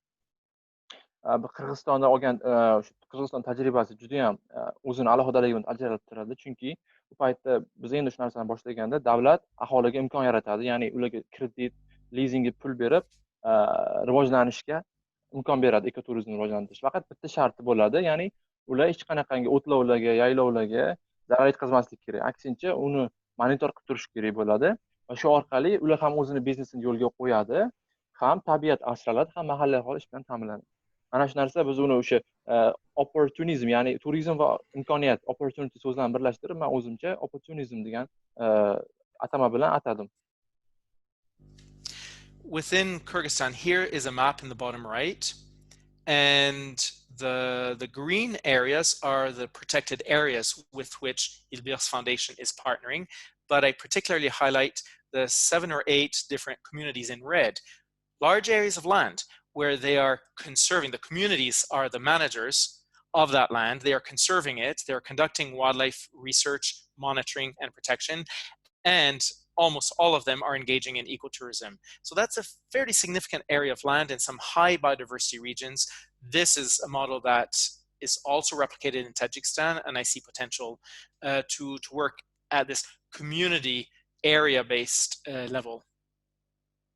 Mana bu kartada Qirg'iziston xaritasida ko'rinib turgan yashil hududlar, bu davlat tomonidan muhofaza qilinadigan hududlar, bu yerda anaqa narsalarni amalga oshirish mumkin emas. Ammo qizil bilan ko'rsatilgan hududlarda asosan o'sha mahalliy aholi yashaydigan, turizmni rivojlantirish imkoni bo'lgan joylar. Buni biz xuddi Tojikistonda ham qilganmiz.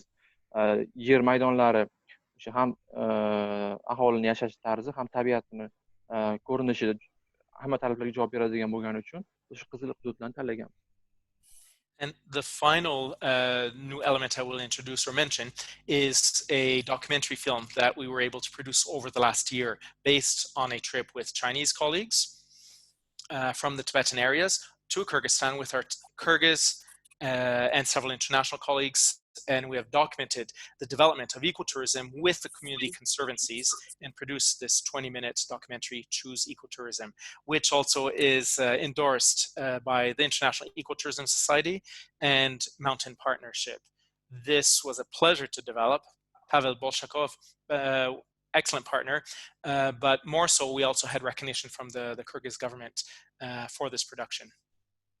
Mana bu hujjatli film, 20 minutlik hujjatli film ishlangan. O'sha Tibet tog'laridan to Qirg'izistongacha bo'lgan.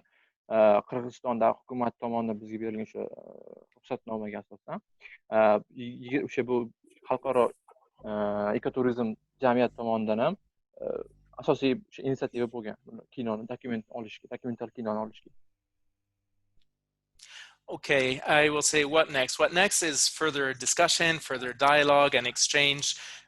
There are various resources online. There was recently an interview that was published in thethirdpole.net about community-based tourism. So all of these experiences that I've only touched on, we could go in more detail if anyone is interested. So please do feel free to stay in contact. Medina, it would be a pleasure to continue, and through you to anyone else who is interested. And you can share my email. It's also here, mark.foggen@ubc.ca. That's University of British Columbia, or more simply, gmail.com. Same, Mark Thank Foggen. you very much. So thank you for this opportunity. It's a pleasure to be with you all. O'sha har qanaqangi o'sha qiziqqan ishtirokchilar yoki bo'lsa, u tinglovchilar, mana bu bularni o'sha emaillari, boya ko'rsatganlar ular chop qilgan o'sha har xil artikl, ya'ni maqolalari bemalol tanish mumkin. Qanaqa maslahat so'raydigan savollar bo'lsa, o'zlariga email orqali yozish mumkin. Biz uni yuboramiz. It's very informative and interesting project. As for me, I think it's very great because you know that Kyrgyzstan is our near neighbor. Yes. Mm-hmm. So it's very interesting, really. Thank you very much. So thank you very much. Please, Mr. Palita. Yes, I'm here. Thank you very much. Can you hear me? Welcome. Yeah, it's great. Yeah, my name is Palita Gurusinghe, President, Sri Lanka Ecotourism Foundation, and also coordinator for Asia Pacific Regional Ecotourism Council, and also Sri Lanka Ecotours is a travel agency. I'm sorry that I couldn't I don't know whether you have received my presentation. I was trying to send you through Gmail, but it was so heavy and halfway it got stuck me. So I sent you a brief By description. email. Yeah, by email, right? Yeah. So Yeah, anyway, right. so sorry for, It's okay. sorry Yes. for that. And I will. Medina. I will. Yes, if you want, I will try to put. If you could see it and just present, if you want. Yeah. No, you have that mail, no? So that I can yes, talk about, yeah, offhand I I've can got talk, it. no worry. Yeah, so Yeah. our colleague, the CEO, the International Ecotourism Society, he talked very well about ecotourism principles and its ethics and also how communities involved. So I don't want to add more for that because my subject also, my presentation topic also, ecotourism and community. So he has already given a lot of information, and also Mark added more information from his experience to the ecotourism and community tourism area. But I would like to share my experience. I've been working in as a ecotourism activist in Laos, Cambodia, Vietnam, and for some programs in Turkey and India also. So that I think now we have listened to a lot of theories about community-based tourism, ecotourism, sustainable tourism, and we work in Sri Lanka mainly for the community tourism development with the focus of elimination of poverty, conservation, biodiversity conservation. These are our main areas. I've been working in this field for last 22 years and also worked as a tourism consultant and academic. So my experience in Sri Lanka for ecotourism is very important. Now we see it's important because 4-5 months we were under lockdown in Sri Lanka from March to April or May. In fact, as our colleague John Bruno knows, we have been planning to host ecotourism and sustainable tourism conference in Sri Lanka in July. But unfortunately, we couldn't do because our airport is closed for international travel. Anyway, you want to translate this one? Yeah. Can I stop here? Can I pause here? You can. Yeah, we can translate, mister. Can you wait a minute for a minute? Yeah, sure. Burada prezentatsiya bor ekan, ammo o'sha hozir muammo bo'lganligi uchun ko'rsatmayaptilar. Ammo uni gruppaga tashlaymiz, emaildan yuborar ekanlar. Ular o'sha ekoturizm aktivist sifatida o'sha olib borgan tajribalari bilan bizga o'rtoqlashmoqchilar. Turkiyada, Shri Lankada, Vyetnamda, Hindistonda o'sha ekoturizm bo'yicha o'zlarining tajribalarini hozir bizga aytib bermoqchilar. Bundan tashqari bu yil hozir 5 oydan beri bo'ladi ham yopiq, mamlakat yopiq ekan. Xalqaro aeroport yopiq bo'lganligi uchun iyul oyida xalqaro ekoturizm konferensiyasi o'tkazilishi kerak bo'lgan, ammo har qanaqangi xalqaro qatnovlar yo'q bo'lganligi uchun bu narsa ham bekor qilinibdi. Mister? Okay. Sri Lanka is a small island located in the Indian Ocean. It's, the extent is 65,610 square kilometers. But although the Sri Lanka is a small country, small island, we have 8 UNESCO World Heritage Sites. And this is very important for ecotourism because heritage tourism, cultural tourism is part and parcel of ecotourism. So that we have a lot of potential to develop ecotourism in Sri Lanka, and also we have a lot of wildlife, sanctuaries, nature reserves. Now, after the COVID pandemic, there's a very much interest among the domestic tourists to go on and explore ecotourism in Sri Lanka. So this is a very good chance. It is like blessing in disguise. And those who have not explored Sri Lanka, the nature attractions, now they are always running to see all these attractions, and we have a very good opportunity to develop ecotourism with the small scale tour operators, small scale entrepreneurs. So this is what we are doing right now, and the government is supporting, and European society also trying to help us, giving some grants for the ecotourism operators. Okay, translate. Hindistonda Hind qirg'og'i joyida bo'yida joylashgan eng kichkina mamlakat Shri Lanka juda ham kichkina mamlakat hisoblanadi. Ammo aholisi joylashgan. Bundan tashqari bizda tarixiy obidalar juda ham ko'p. O'sha xalqaro UNESCOning dunyo madaniyati obidalar ro'yxatiga kirgan joylarimiz juda ham ko'p, qadamjolarimiz. Lekin bundan tashqari unga borish uchun ular ham o'sha tabiat qo'ynida joylashgan. Ya'ni bir-biriga juda ham interaktiv bog'liq. Lekin hozir oxirgi paytda o'sha 5 oydan beri odamlar uyda o'tirganligi uchun, hamma sayohat qilishga intiq bo'lganligi uchun ekoturizmga bo'lgan talab, ayniqsa mahalliy aholi o'rtasida juda ham rivojlangan, ko'p talab juda ham katta.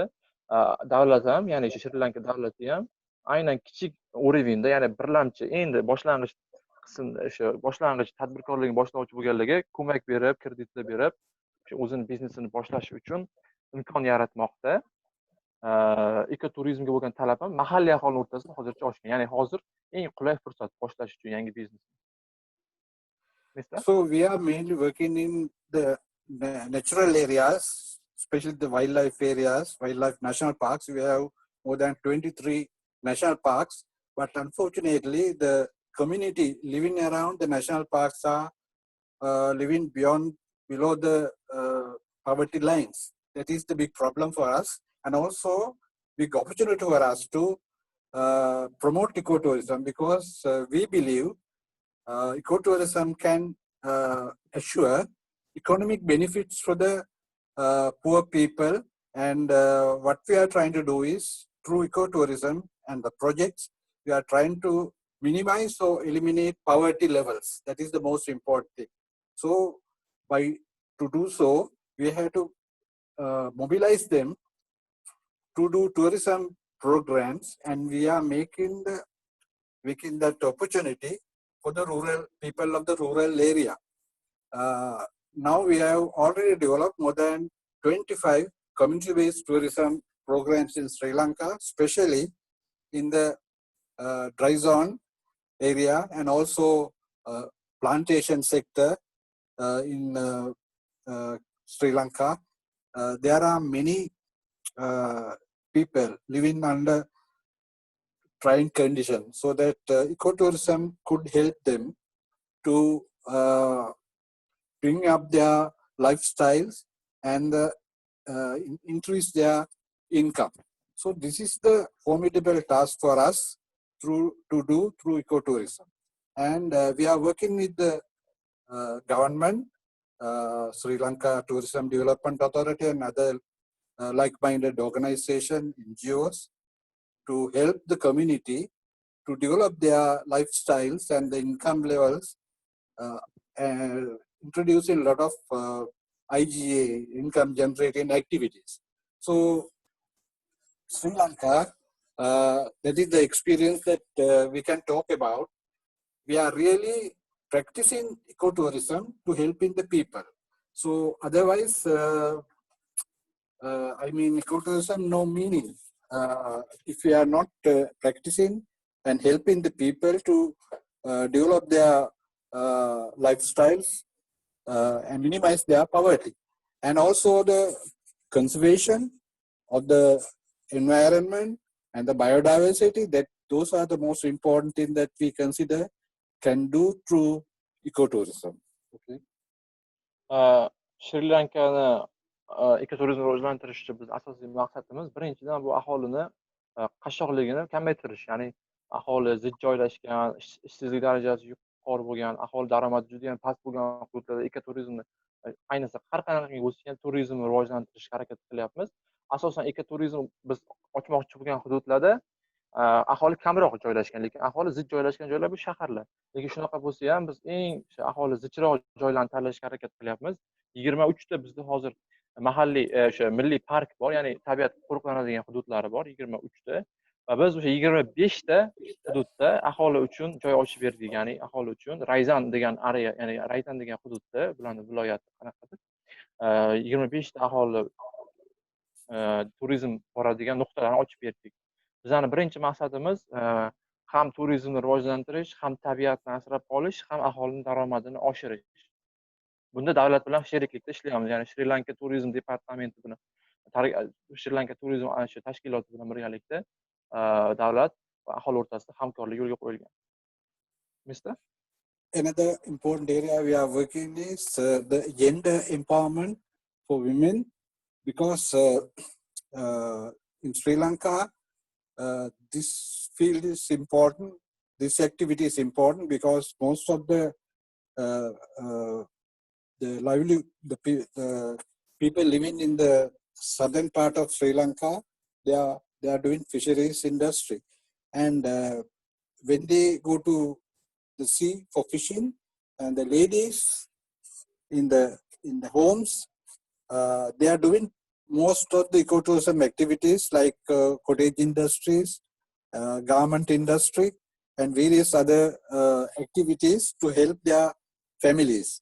So that we are working with the Women's National Network in New Delhi and also in Sri Lanka to help the people, help the women to maintain the gender empowerment, and this is one of the most important area as far as ecotourism is concerned. And Sri Lanka government also helping those who are trying to help and maintain the tourism with the gender empowerment. So I was in Uttarakhand in India, and they are doing very well and helping in the women about to bring up their lifestyles, bring up their economic situation, and help the families to come out the poverty levels, so that we are also experiencing, practicing, reflecting in Sri Lanka to do the same thing, and now it is successful. I think ecotourism means to get the support of the community, and also by working with the community, they can also share the tourism industry.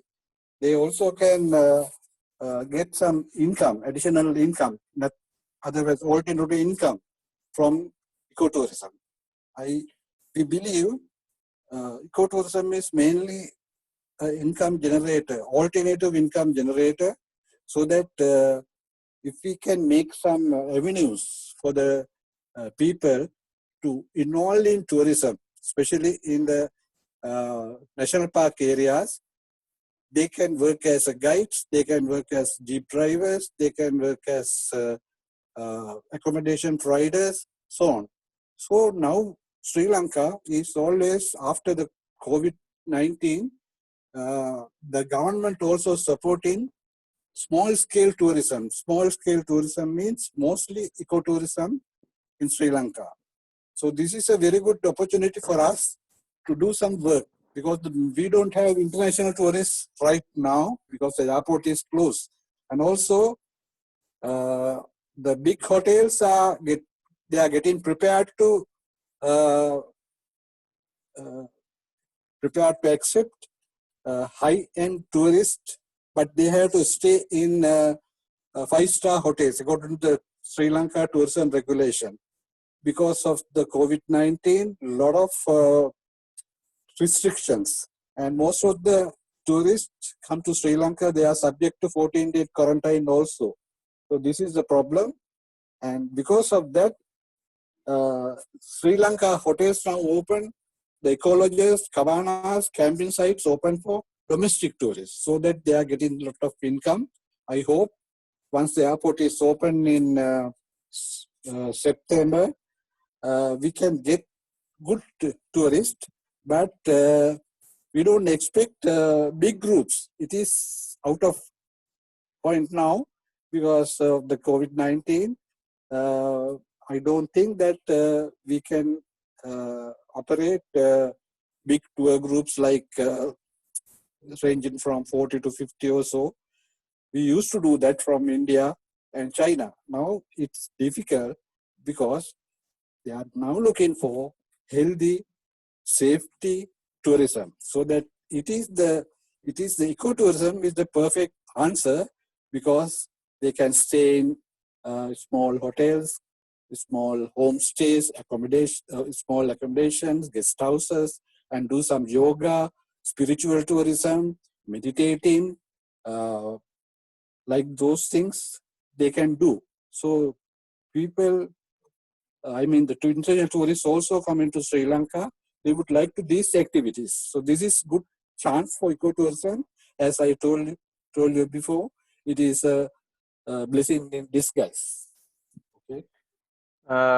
Biz Shri Lankada ko'proq janubiy hududlarda, o'sha daryolar, dengiz bo'lganligi uchun erkak kishilar, ya'ni erkak oila a'zolari ko'proq baliq ovlashga chiqib ketishadi va biz ko'proq e'tiborimizni ayollarga qaratmoqchimiz. Ya'ni yangi ekoturizmni rivojlantirish uchun ayollarning bandligini ta'minlash va bu orqali oilaga qo'shimcha daromad olib kelib, oilani moliyaviy ahvolini o'stirib, birmuncha yaxshilamoqchimiz. Buning uchun biz birinchi navbatda o'sha ularga o'rgatishimiz kerak uni qanaqa qilishni. Ular uyda o'zini o'sha mehmonxona ochish mumkin, yo'l boshlovchilik qilish mumkin, taom pishirib sotish mumkin. Ya'ni o'sha birinchi navbat ayollar birlamchi ish bilan ta'minlanib, o'sha ekoturizmni asosiy rivojlantiruvchi kuch sifatida biz ayollarga e'tibor beryapmiz. Birinchidan ham jinsiy o'sha tenglikni, gender tenglikni amalga oshiradi, ikkinchidan ish o'rinlari yaratadi va uchinchidan daromad, qo'shimcha daromad. Hozirgi paytda o'sha bizda katta turistik aeroport yopiqligi uchun katta turistik potoklar yo'q. Ya'ni 45-50 ta sayohatlarni guruh bo'lib olib yurish yo'q. Katta mehmonxona, 5 yulduzli, 3 yulduzli mehmonxonalarda joylashtirish yo'q. Chunki hamma hozir izolatsionniy ya'ni usulda yuradi. Alohida bo'lib 1-2 kishi yoki 3 kishilik guruhlar bo'lib yuradi. Katta guruh bo'lib yurish yo'q. Va eng ayni hozirgi payti kichik biznes yoki o'sha endi boshlanayotgan uy mehmonxona ochib kichik guruhlarni qabul qilish uchun yoki yangi turizmni rivojlantirish uchun ayni vaqt deb hisoblaymiz. Shuning uchun hozir biz bu Xitoy tajribasi va Hindiston, New Dehlida ham xuddi shu narsani ko'rdik.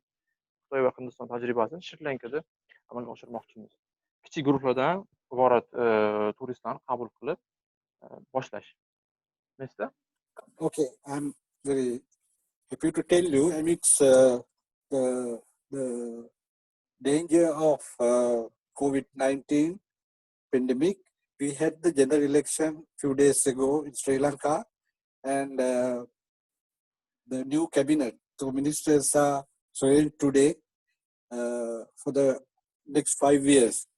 And so happy to note the new tourism minister has already declared Sri Lanka should develop ecotourism. Sri Lanka should develop sustainable tourism. And Sri Lanka should change the marketing strategies to develop small-scale tourism. So this is a good development as far as ecotourism in Sri Lanka is concerned. And we are very happy that we can contribute and we can support to develop more projects, community tourism projects in Sri Lanka, so that we can get the support of the community to conserve our environment, conserve our heritage and cultural heritage, because Sri Lanka has a history of more than 2,500 years, so that Buddhism and the Hinduism are the main religions, and nowadays the politicians also thinking in different way how to change the thinking of tourism professionals in Sri Lanka, highly focusing on ecotourism, so that we are very happy as ecotourism activists changing, taking a new course of actions for developing ecotourism in Sri Lanka? 2 yil oldin Shri Lankada saylov bo'lib o'tdi, bosh vazir o'zgardi va yangi kelgan hukumat ko'proq o'sha turizm sohasida ishlaydigan rahbarlarni qanaqa qilib o'zgartirish, qanaqa ularni yangi turizm sohalarini ochishga o'sha undash haqida o'ylab bosh qotiryapti. Bizda bilasizlar, o'sha Shri Lanka 2500 yillik tarixga ega davlat. Bizda ham eng qadimiy, dunyodagi eng qadimiy dinlardan bo'lgan buddizm va hinduizm dinlari rivojlangan. Bundan tashqari ziyorat turizmi, yoga mashqlari uchun turizm kabi shunaqa yo'nalishlar bizda juda ham mashhur. Va ayni paytda kichik biznes, ya'ni endi o'sha kichik biznes boshlash uchun turizm sohasida, ayniqsa davlat ekoturizmda va kichik biznesni rivojlantirishga katta e'tibor qaratyapti yangi kelgan hukumat. Biz ham xuddi shu narsani o'zimiz tajribamizdan o'tkazayotganimizdan xursandmiz, chunki biz kelajakda yana ham yangi proyektlar ustida ishlashimiz mumkin bundan keyin turizm sohasini rivojlantirib olganimizdan keyin. Okay. As final remarks, I would like to thank Tourism Development Institute of Uzbekistan and also arranging this very important and timely discussion through Zoom, and also giving a lot of information about tourism, co-tourism, and the community tourism.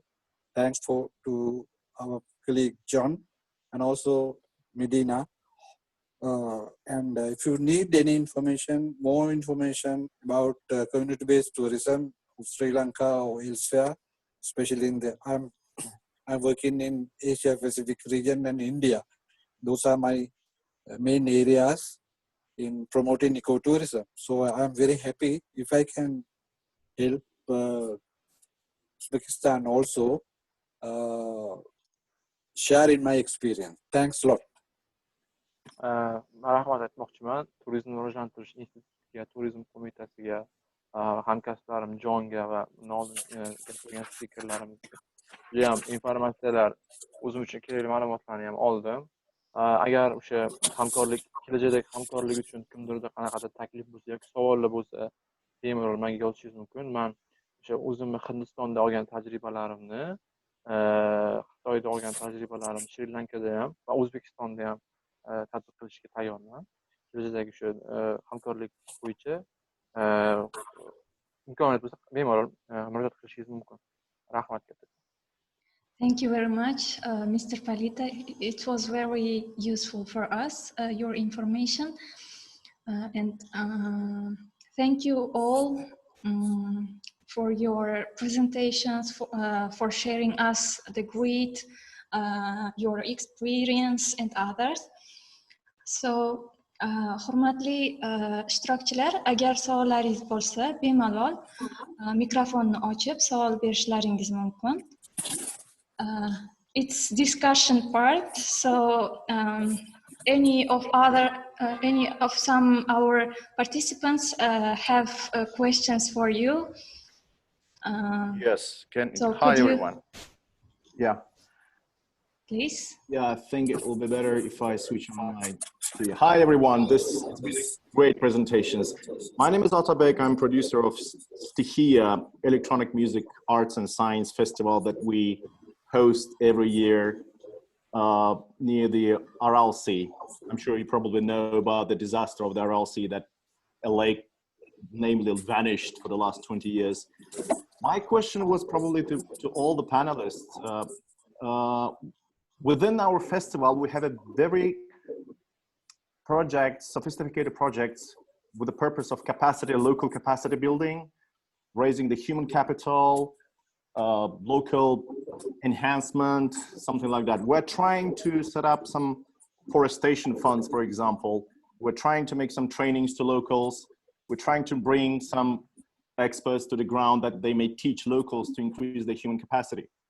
Just wanted to find out, in your experience, what other examples, how the local capacity, human capacity building or sustainable development can be reached. I mean, like some literal examples that you've seen around the globe. Thank you very much. I can start. before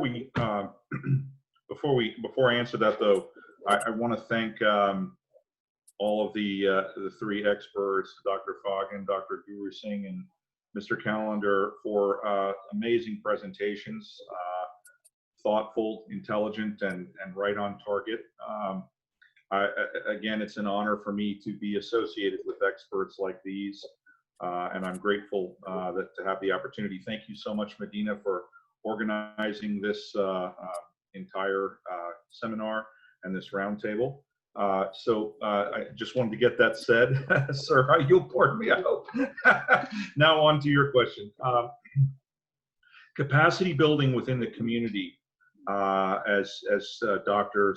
Fagan and Guru Singh stressed, is perhaps the most important aspect, because the main goal, as we've all stated here, is the betterment of the community, and the definition of that comes from within the community. So it isn't something we impose, it's something that needs to happen within the community.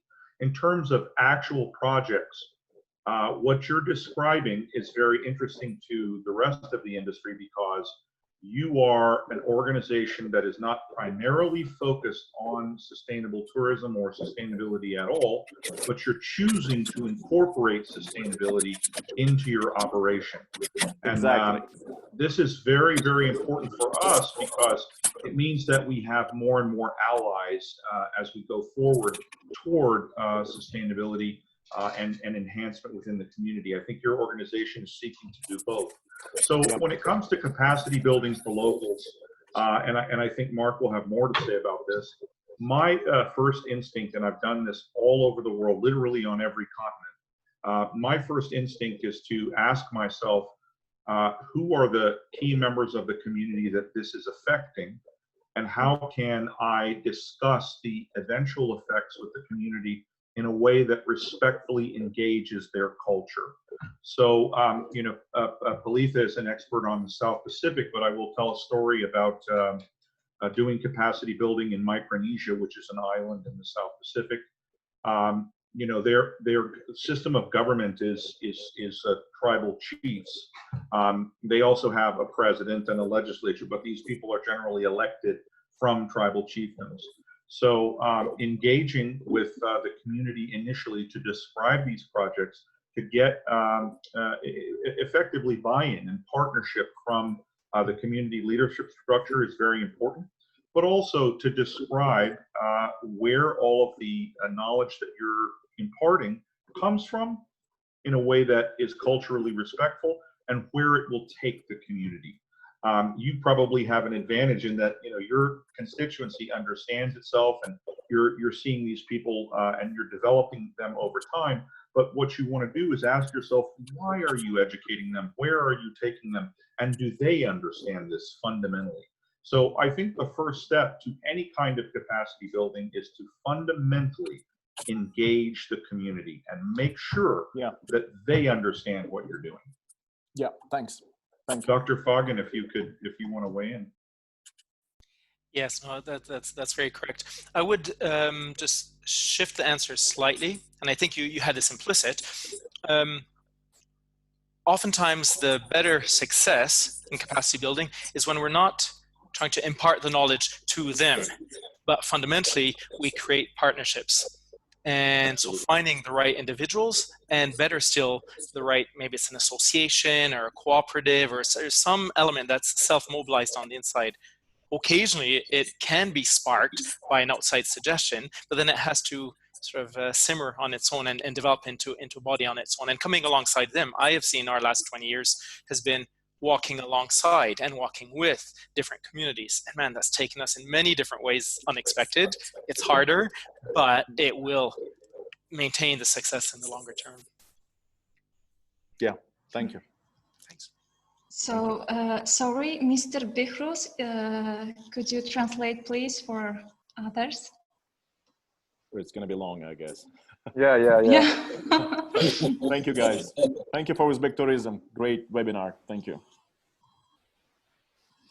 Ko'proq o'sha nima deydi, yangi nimalar haqida, ya'ni yangi kadrlarni tayyorlash haqida, inson Orol dengizi bo'yida yangi turizm zonasi esa ularni qanaqa o'qitish haqida ko'p gaplashishdi. Birinchi navbatda bular nima uchun ekoturizmni rivojlantirish, nima uchun qisqacharoq aytganda nima uchun birinchi o'zimiz bilishimiz kerak, nimaga o'qityapmiz, ular nima uchun mana shu yo'nalishda ekoturizm ochmoqchimiz, birinchi navbatda o'zimiz maqsadimizni aniqlashtirib olishimiz kerak.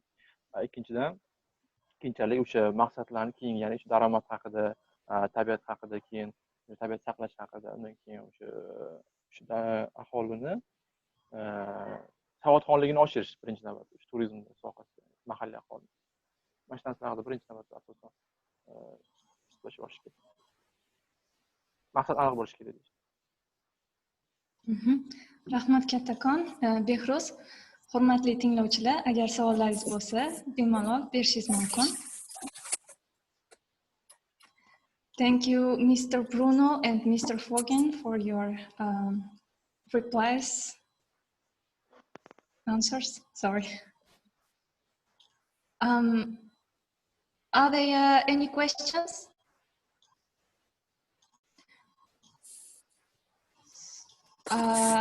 My questions to all speakers: could you give recommendations to Uzbekistan? So, by the part of Shahnozakhon, our participant, there is questions. So, could you give recommendations to Uzbekistan? I think it's in the sphere of ecotourism. She wants to say, I think.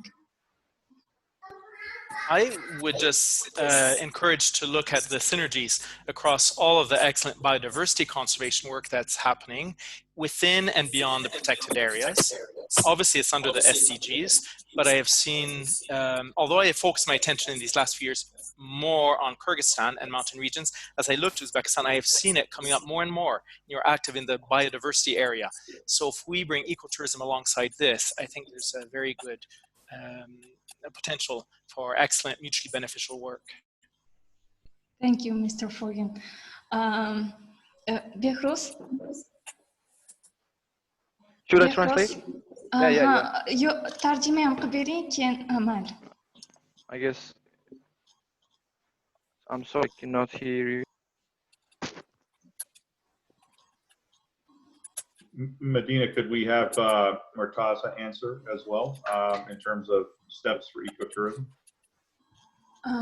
Yes, please. Mr. Murtaza? Murtaza? You're muted. He's muted. Yes, I do. There we go. Can you repeat the question, then I can answer? Yes, she's asking what recommendations specifically do you have for Uzbekistan for ecotourism? That's good question. Thank you very much for the question. Let me ask question to question. Any Uzbekistan tourism board have plan in the next 3 years the tourism plan, because as I said, Turkey have a plan that 2023, 70 million tourists, 70 billion incomes. I think Uzbekistan, they have to make them the short plan and long plan, the ecotourism. Because Uzbekistan, you don't have a great beaches there, like Turkey has, Mediterranean.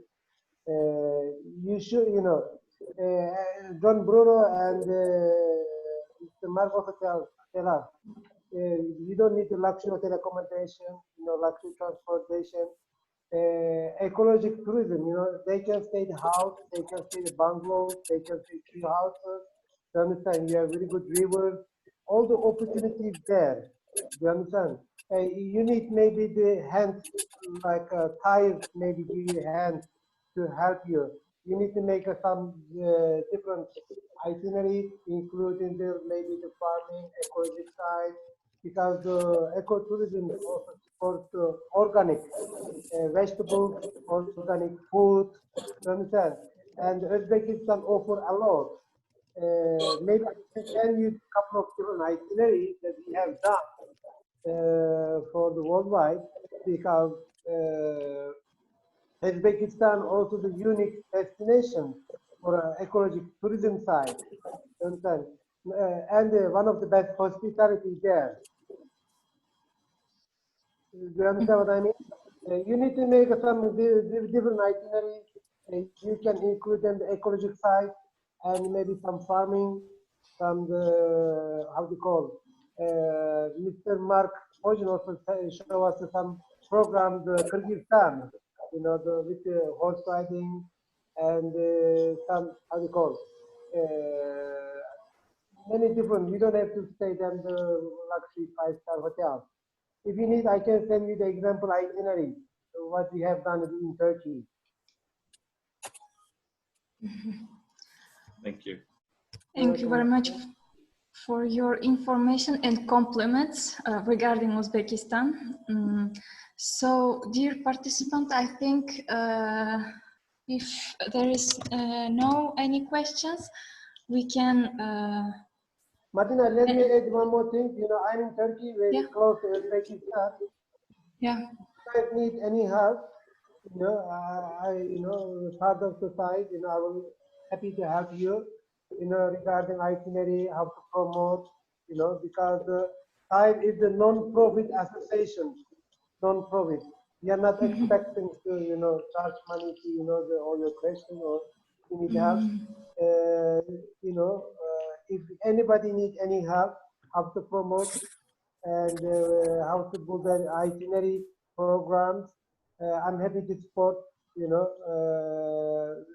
with John Bruno, he's every, you know, we can help to book a new program, new itinerary, and getting the new clients all around the world. Thank you very much. Thank you very much. I appreciate your offers and big thanks for you for your all information, Mr. Bruno, Mr. Fogin, Mr. Murtaza Kalender, and Mr. Haritha. So thank you very much as well to our director Elena Goreshva to give us such kind of chance to organize such webinar, and thank you very much to all participants to take part in this webinar. I hope this kind of information will be so useful for you, and you can Madina eshitaman.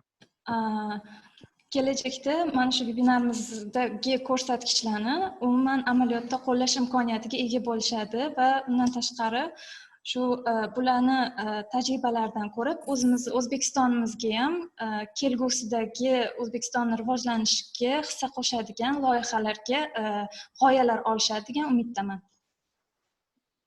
Okay, thank you very much for giving this opportunity from Sri Lanka Ecotourism Foundation, and we kindly invite you to come to Sri Lanka when you have time. Yeah, we like to entertain you in Sri Lanka. Thank you very much. Welcome to all speakers to our country, to Uzbekistan. You know that it's country very hospitality. So I think very kind people. So always welcome to our country. Yeah, thank you. We express our profound gratitude to the participants, the panels, the experts, the Mr. John, Mr. Kalender, and also all the speakers who just took part in our webinar today. The Tourism Development Institute of Uzbekistan always looks forward for the chance to have a partnership with you all, with all of you experts and your participants, and we look forward for the chance to have any kind of partnership with you in the future. We would like to thank for your time, for your effort, for your informative speech, for your presentation. We are very thankful for your time again. Likewise, thank you very much. Thank you. Thank you all for participation. See you soon. Goodbye. Have a nice day. Take care. Thank you. You too. Thank you very much. Thank you very much. Well. Thank you. Thank you very much. Thanks a lot.